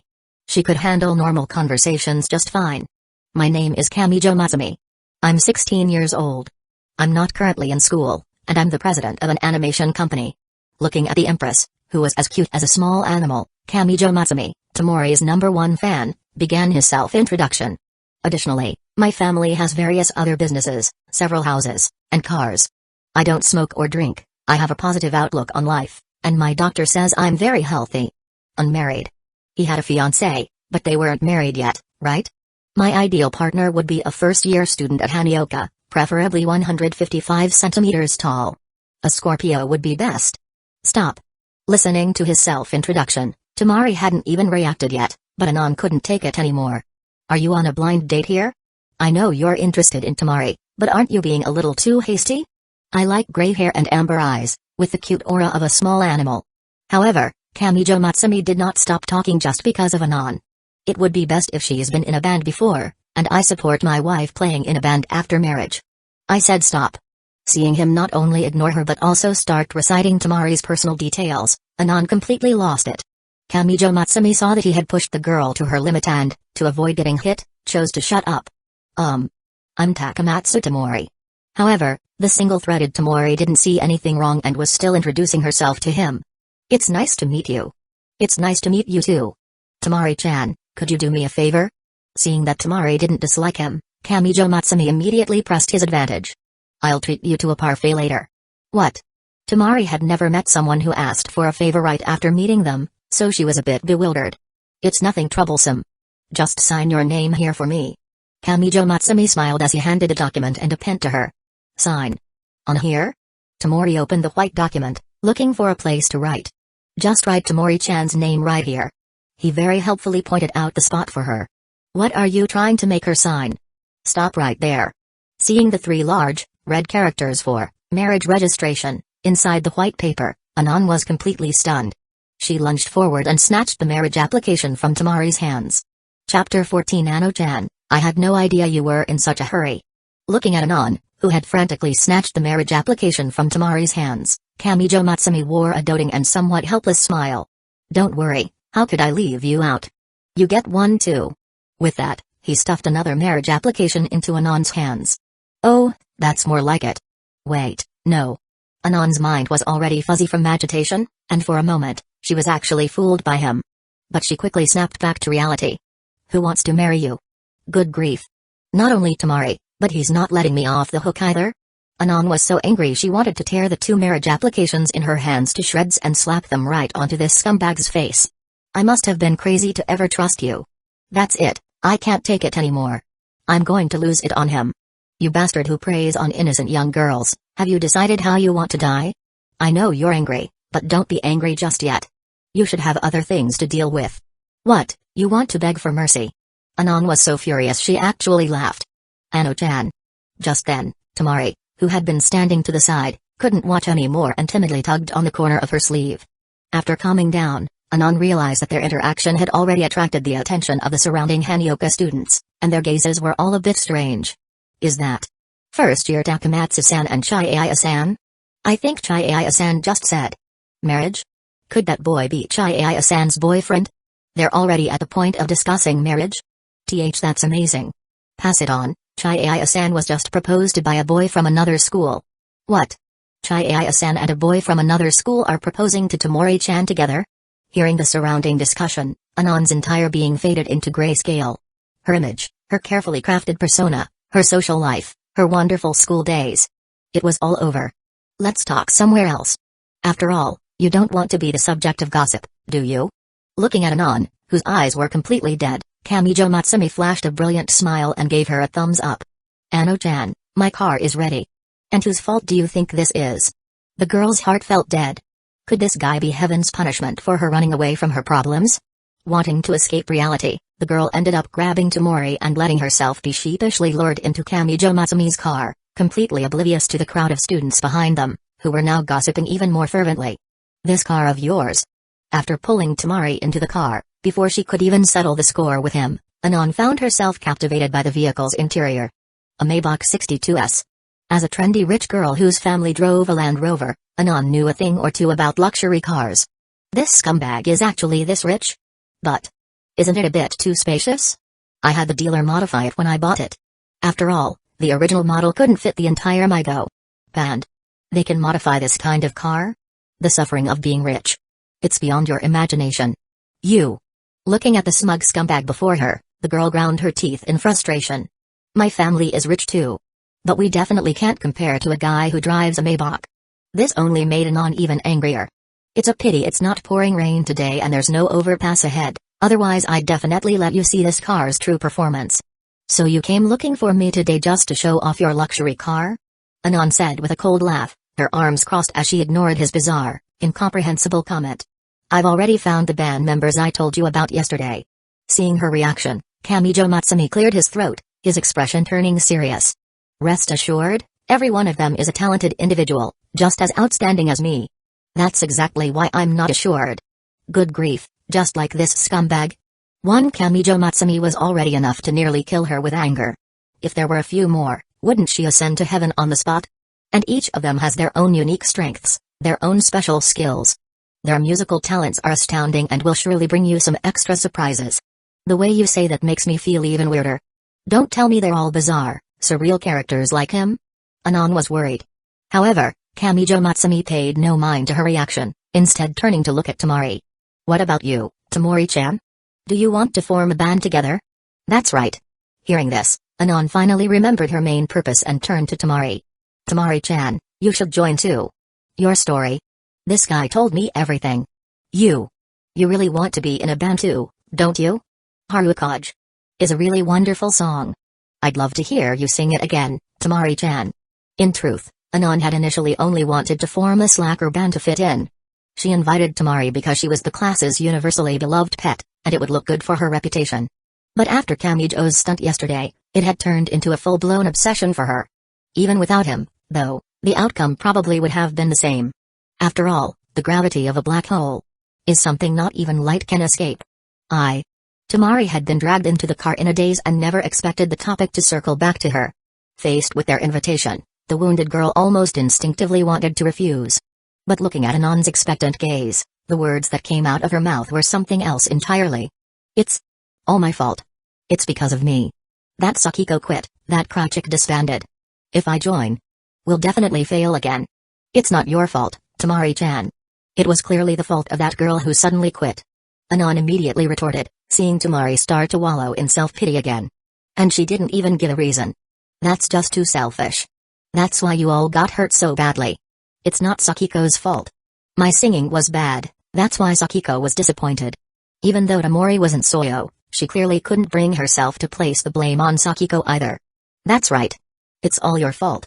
Just as Anon was anxiously trying to figure out how to console Tamori, Kamijo Matsumi's voice made her expression freeze. Huh?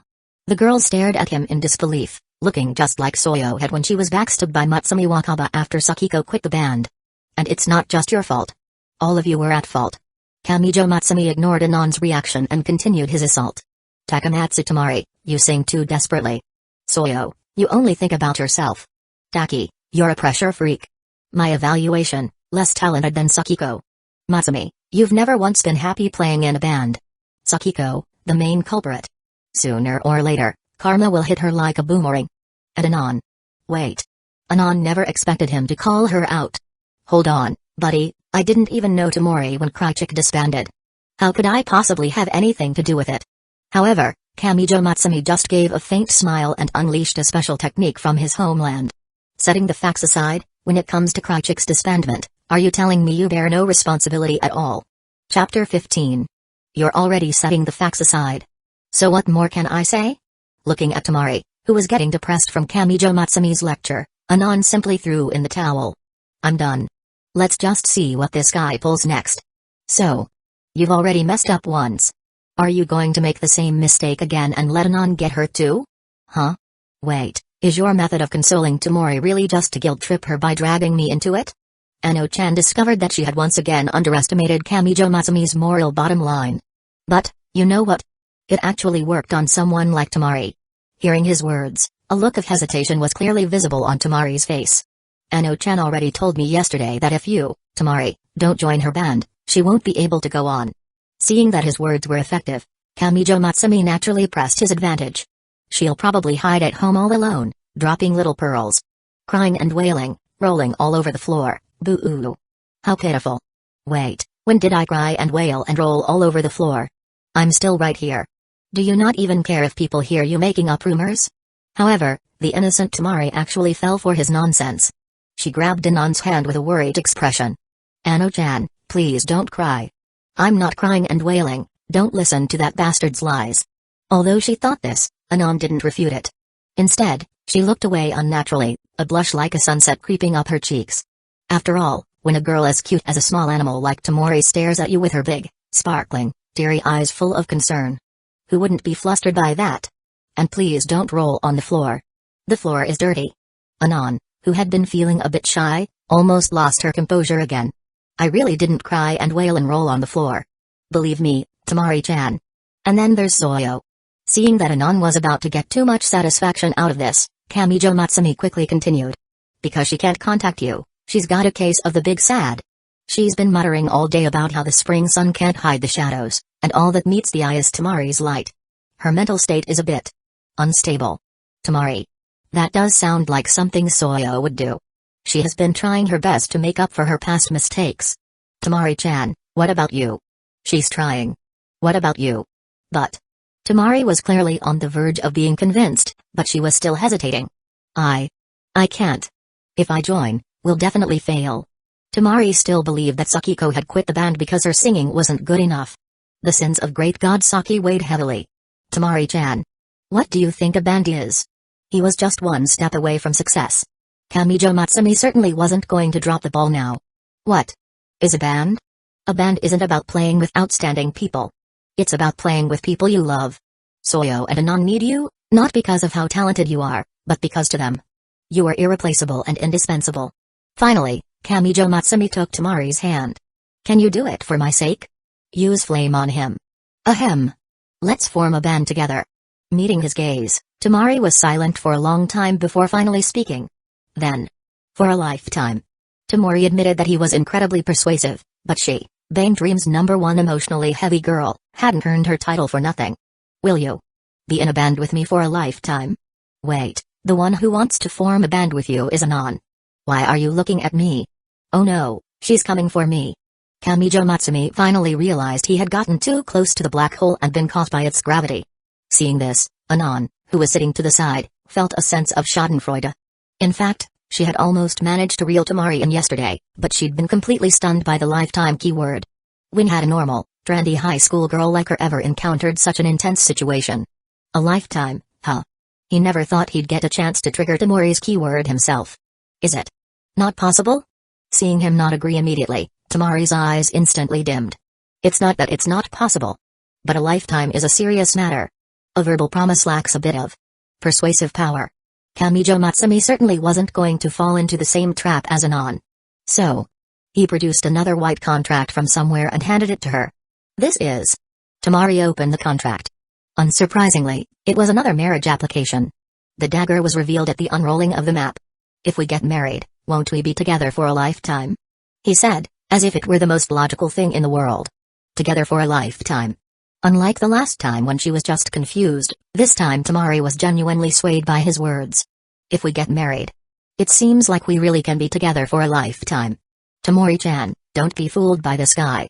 Seeing that Tamori seemed ready to be tricked into signing the marriage application, Anon, who was sitting beside them, couldn't sit still any longer. She snatched the document from Tamori's hands and glared angrily at Kamijo Matsumi. Are you ever going to quit it?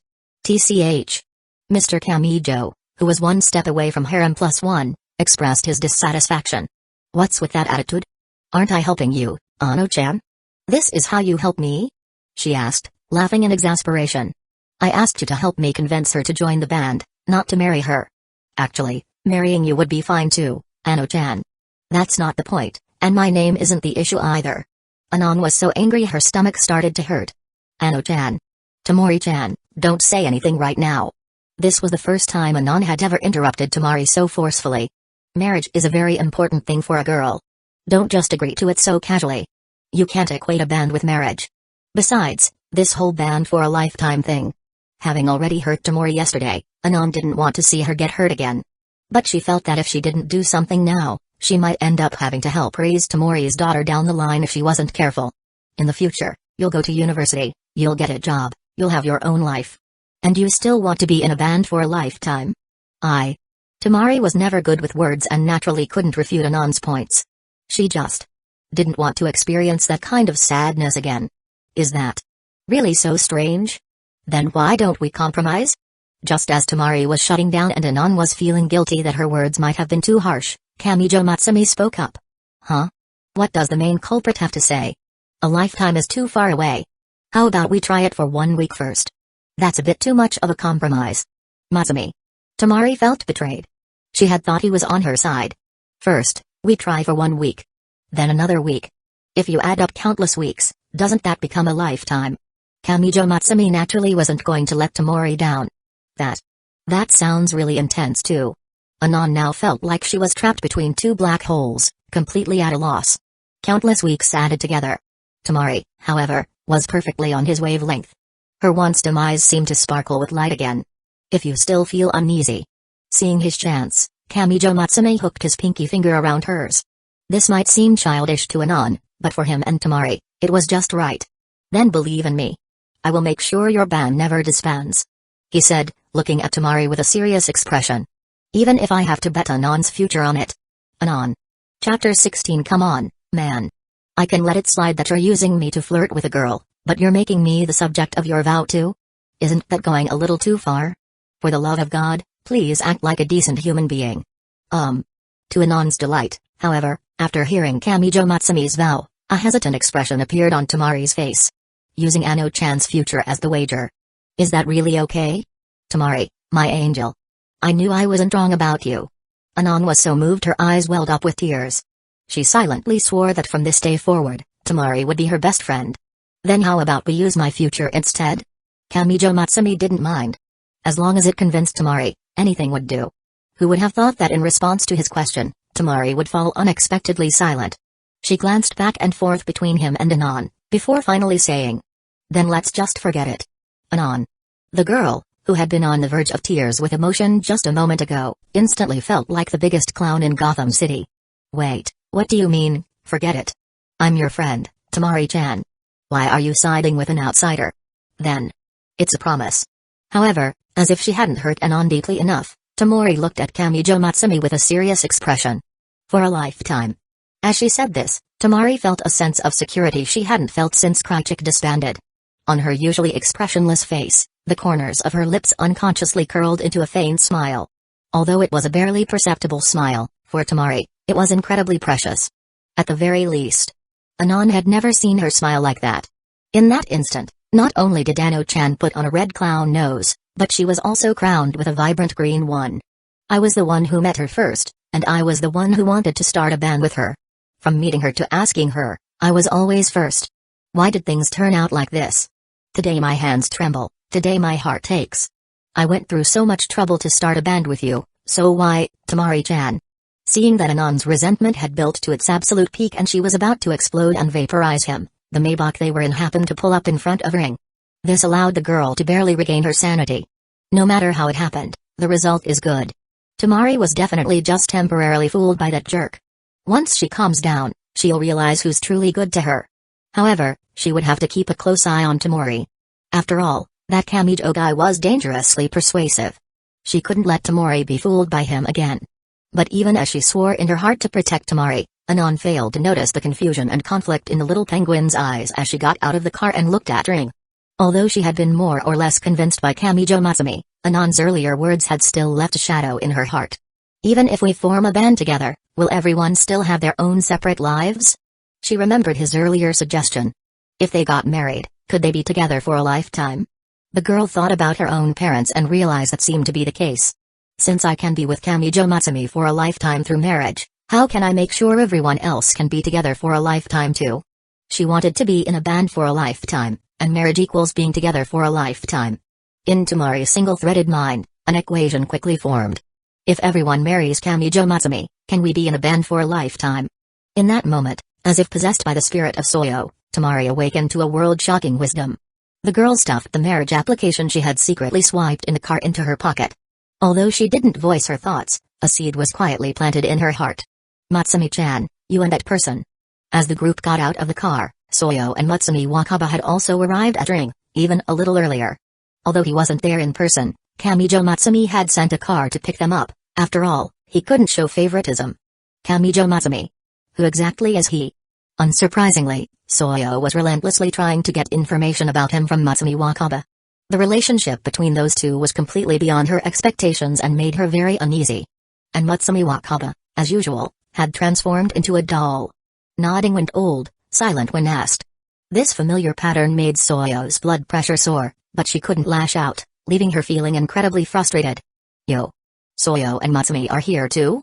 Seeing that the two hadn't noticed them, Kamijo Matsumi took the initiative to greet them. Matsumi. Matsumi Wakaba gave a small nod. Soyo's face darkened for a moment, but then her entire attention was captured by the figure beside him. Tamori. Just like with Sakiko, she had essentially lost contact with Tamori since Chihaya disbanded. Seeing her so suddenly now nearly swept away all the negative emotions that had just been building up. Soyo-chan. Matsumi-chan. Reunited with her former bandmates after so long, Tamori's heart was also filled with complex emotions. Alright. Seeing that the girls seemed prepared to stare deeply into each other's eyes forever, Kamijo Matsumi smiled, stepped into the middle, and clapped his hands. I know you all have a lot to say. But I think we should go inside to chat, how about it? After they entered Ring, Kamijo Matsumi didn't forget about Taki, pulling the worker out from the back. Huh? What do you want? Taki initially tried to resist. Tamori is out here. The girl instantly went quiet. So, what is all this? Inside Ring, the six of them stared at each other. Taki and Soyo, in particular, had no idea what was happening and were completely bewildered. However, in Soyo's eyes, there was more excitement than confusion. After all, although she didn't know what was going on, but Tamori, Matsumi Wakaba, Taki, and herself. All that was missing was Sakiko, and the former members of Chihaya would be all here. Am I dreaming? Ano-chan. Kamijo Matsumi paid no attention to the two girls' confusion and instead turned to introduce the others to Anon. These two are the band members I prepared for you. This is our bassist, Soyo Nagasaki. Her talent is comedian, and she plays the mom role in the band. You can also just think of her as your mom. Comedian. Mom role. Are you sure you're not mistaken? His introduction earned him a strange look from Anon. A bassist whose talent was comedian was one thing, but why would she treat someone her own age as her mother? I'm looking for a band member, not a mother. Seriously, does anyone actually treat their peers like their mom? That's just too weird, isn't it? It wasn't just Anon, Soyo's expression also stiffened at his introduction. Setting aside the slanderous comedian comment, while she might get a bit motherly around Tamori and the others, she didn't actually want to be their mom. Soyo couldn't help but imagine Sakiko and Tamori calling her mama in a cute, pleading way, and for a moment. It feels kinda nice? An unnatural blush quietly appeared on Soyo's face. In that instant, it was as if the girl had unlocked some incredible new fetish. Chapter 17 And this is Taki Shina. After introducing Soyo, it was naturally Taki-chan's turn. Drummer. Her race is pressure freak, and her strong point is high emotional intelligence. If you ever feel like you don't know how to talk to people, you should learn from her. Huh? Learn from her? Are you serious? Hearing Kamijo Matsumi's introduction of Taki, Anon instantly broke into a sweat. Unlike Soyo, who was a complete stranger, she knew a little bit about Taki. Her, with Chihaya? And she's the pressure freak drummer he mentioned before? Can I refuse? What? Kamijo Matsumi's borderline mocking introduction naturally caused the straightforward and hot-tempered Taki's face to darken instantly. However, Anon's strange reaction conveniently diverted Taki's hatred away from him. You got a problem? Ah. No. Yep, I definitely can't get along with this person. The moment she opens her mouth, I find her completely insufferable. And this is Anon Chihaya. Having introduced Soyo and Taki, Kamijo Matsumi turned to introduce Ano-chan to them. Guitarist. She plays the Tsukumi role in the band. Who's the Tsukumi? And why is there such a weird position in a band anyway? Ano-chan retorted, almost instinctively. But as soon as the words left her mouth, she seemed to realize something and clapped her hand over it. Oh no. I really have become the Tsukumi. And finally, our lead singer, Tamori-chan, who is also my wife. Who's your wife? It was hard to imagine Tamori refuting someone with such an agitated tone. And indeed, those words didn't come from her, but from Taki. Seeing someone spreading rumors about her beloved leader, she couldn't help but step forward to perform her filial duty. Kamijo Matsumi raised an eyebrow at this. Then, under Taki's murderous gaze, he put his arm around Tamori's shoulders and said with a fatherly look, Taki, I know this is hard for you to accept right now, but I promise I will treat Tamori well. From now on, we'll have our own way of addressing each other. I'll call you Big Sis Taki, and you'll call me Dad. I'll fucking kill you. Who did he think Taki-chan was? Did he really think she'd take that insult? She grabbed a nearby chair, ready to stage a full-on martial arts brawl with him. Just as the conversation was about to devolve into a physical fight, Tamori stepped in front of Kamijo Matsumi. Taki-chan.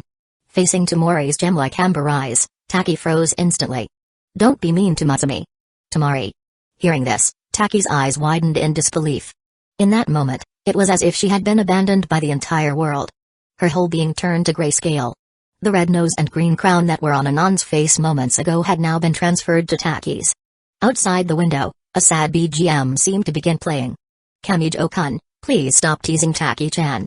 Soyo, the band's mom, said, stepping in to smooth things over. But, when you mentioned a band earlier.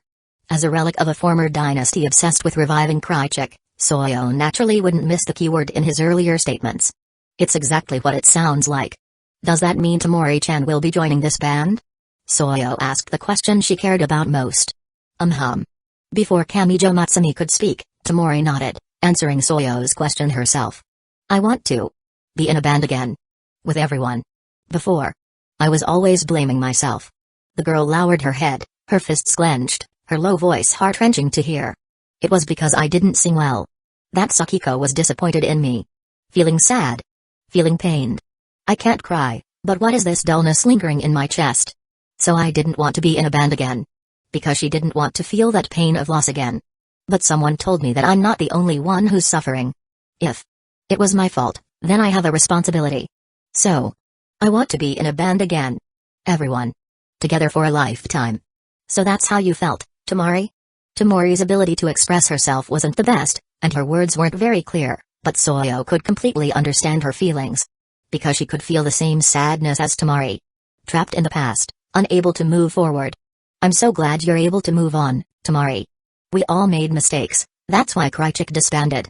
But mistakes can be fixed, as long as we try. We have me and Tamori-chan now. I doubt Ricky would refuse, right?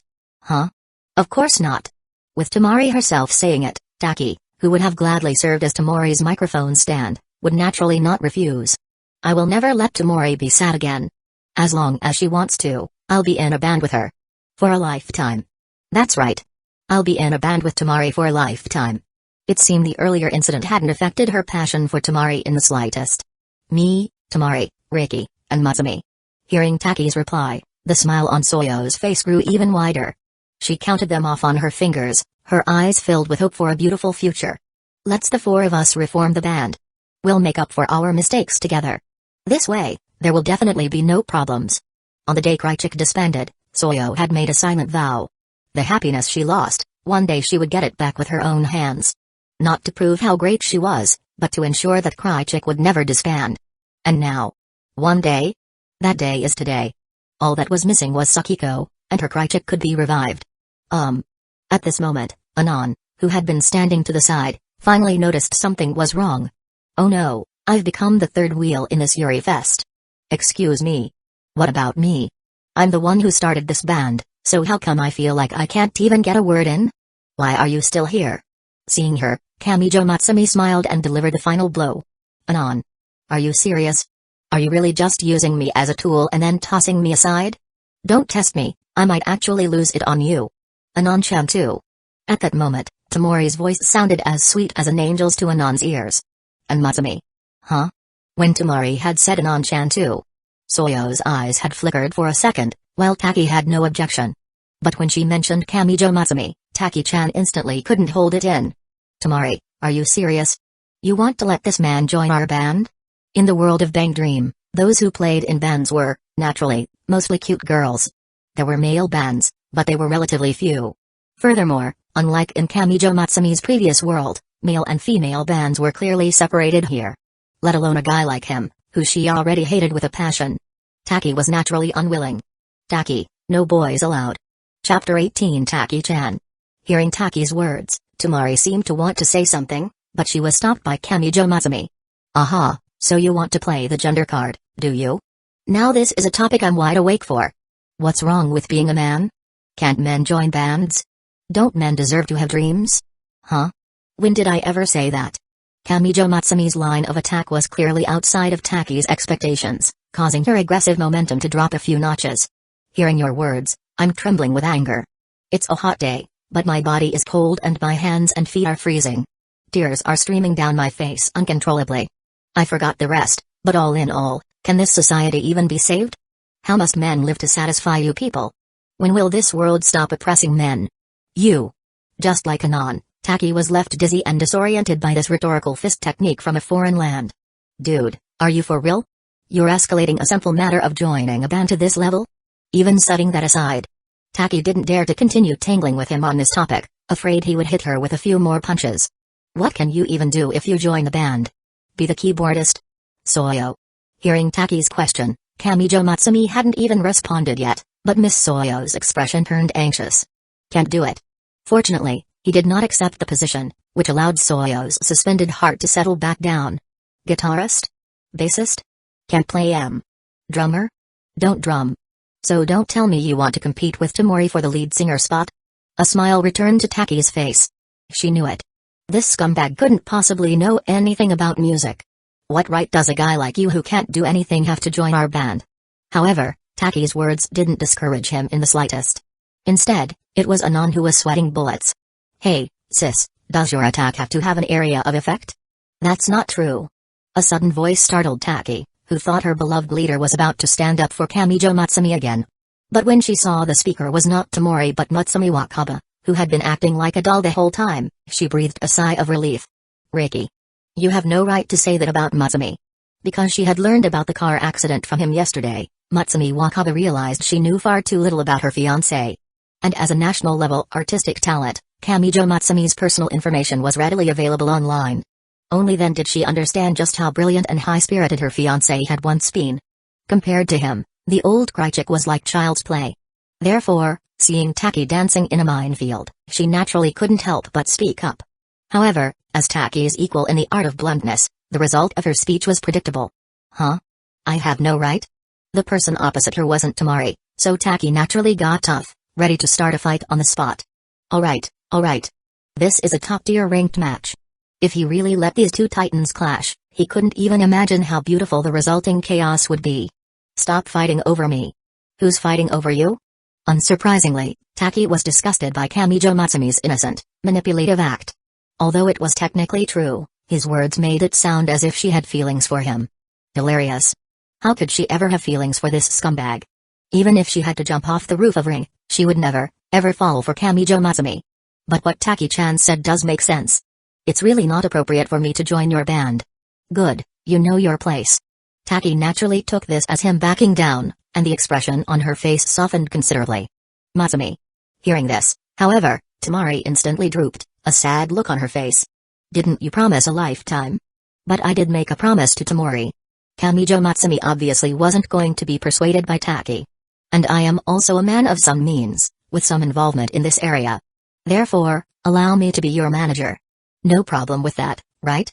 If it's you, Matsumi, then of course it's no problem. Sunlight was instantly injected back into Tamori, and her eyes filled with relief. TCH. Seeing how close Tamori was with him, Taki's heart soured with jealousy, but she didn't object further. Tamori's earlier reaction had already made her understand that her actions were only making her beloved leader uncomfortable. Fine. Tamori has her own life. Perhaps my desire to interfere was too strong, and I was expecting things on my own terms. Also, Matsumi Wakaba just came along with us. Kamijo Matsumi said. Emotionally, he was reluctant to let her join MyGO. Otherwise, what would happen to Ave Mujika? Whether she joins or not is up to her. Just one look was all it took for him to know her thoughts. But she probably doesn't want to. Of course, rest assured, I know another guitarist who is just as outstanding as me. I don't think Matsumi-chan feels that way, right? Hearing that Matsumi Wakaba didn't want to join, Soyo instantly became anxious. However, she managed to keep her expression in check and spoke to her in a gentle tone. We can form a band together, have a live show together. Just like before? Faced with Soyo's hopeful gaze, Matsumi Wakaba lowered her head, moved to Kamijo Matsumi's side, and went back to being a doll. It's happening again. Soyo felt as if she had returned to that rainy afternoon, when Matsumi Wakaba's words, "I've never had fun playing in a band," delivered the final blow to the already fragile cry chick. And now it was happening again. Matsumi Wakaba. You only ever disappoint me. I see. Then I guess it can't be helped. Her eyes only darkened for a moment before Soyo perfected her expression management. The 4 of us will work hard together. I'm sure it will be fine. However, though the smile remained on her face, Soyo instinctively began fiddling with her index finger. It's fine. Don't get agitated. I've known what kind of person she is for a long time. I knew I shouldn't have had any expectations for her. Even if I'm all alone, it's okay. As long as I use my world-shocking wisdom, everything will be alright. 4. Didn't Kamijo say there was another guitarist? And Anon, as always, managed to grasp the key point. As the girl's words fell, a cat walked in, pulling a suitcase and a guitar. The final member of MyGO had arrived. Want to join a band? Kamijo Matsumi directly blocked the cat's path. Join, and you get unlimited matcha parfaits. The cat looked up at him, her gold and blue heterochromatic eyes sparkling like jewels. Parfait. And then, among the group, there was one more cat, eating a matcha parfait. Chapter 19. The sudden addition of the cat clearly made the other girls a little uncomfortable. Taki, in particular, frowned and stared at Rana, her eyes never leaving her. Why are you staring at Rana-chan? In the end, it was Kamijo Matsumi who spoke up, breaking the somewhat strange atmosphere. Do you want some too? Huh? What kind of stupid thing is that to say? Does he think I'm a greedy little kid? For Taki, his words were practically a form of mockery. However, before she could even retort, he made a preemptive move. Ririko-nichan, get one for Ricky too. Speaking of which, I said I'd treat Tamori-chan before. Forget it, one for everyone. Otherwise, people will see this and think I can't afford it. Although they weren't obsessed like Rana, it was always hard for girls to refuse a dessert like a parfait. This was especially true for Anon. She had been through so much today, she deserved something nice to clear her head. Getting this guy to cough up some cash was truly no easy feat. Taki initially didn't want to give him the satisfaction, but since Tamori was the first to pick up her spoon, she decided to just treat it as payment for emotional damages. I have no problem with the stray cat's skill level. As the saying goes, one's tongue is softened after accepting a meal, but Taki-chan, who never hid her likes and dislikes and always spoke her mind, couldn't care less about such niceties. But on what authority can you arbitrarily decide the band's lineup? Even for a manager, aren't you overstepping your bounds? As a ring employee, Taki was well aware of Rana's skill level. She was more than qualified to join their band. But on what authority could Kamijo Matsumi just had whomever he wanted? That was what she was dissatisfied with. It wasn't really that she had a problem with him personally, she just didn't want her and Tamori's band to become someone else's plaything. Taki-chan, don't say that. Kamijo-kun is also doing this for the band's sake. Soyo said with a smile, seeming to defend him, but only seeming. However, I also think 2 guitarists is a bit redundant. Even if we want a new member, it would be better to have a different instrument, like a keyboardist, for example. Soyo's abacus was clicking so loudly, Sakiko could probably hear it from home while cleaning beer cans. I trust Matsumi. Unlike Taki and Soyo, Tamori stood firmly on Kamijo Matsumi's side. That was just the kind of person she was.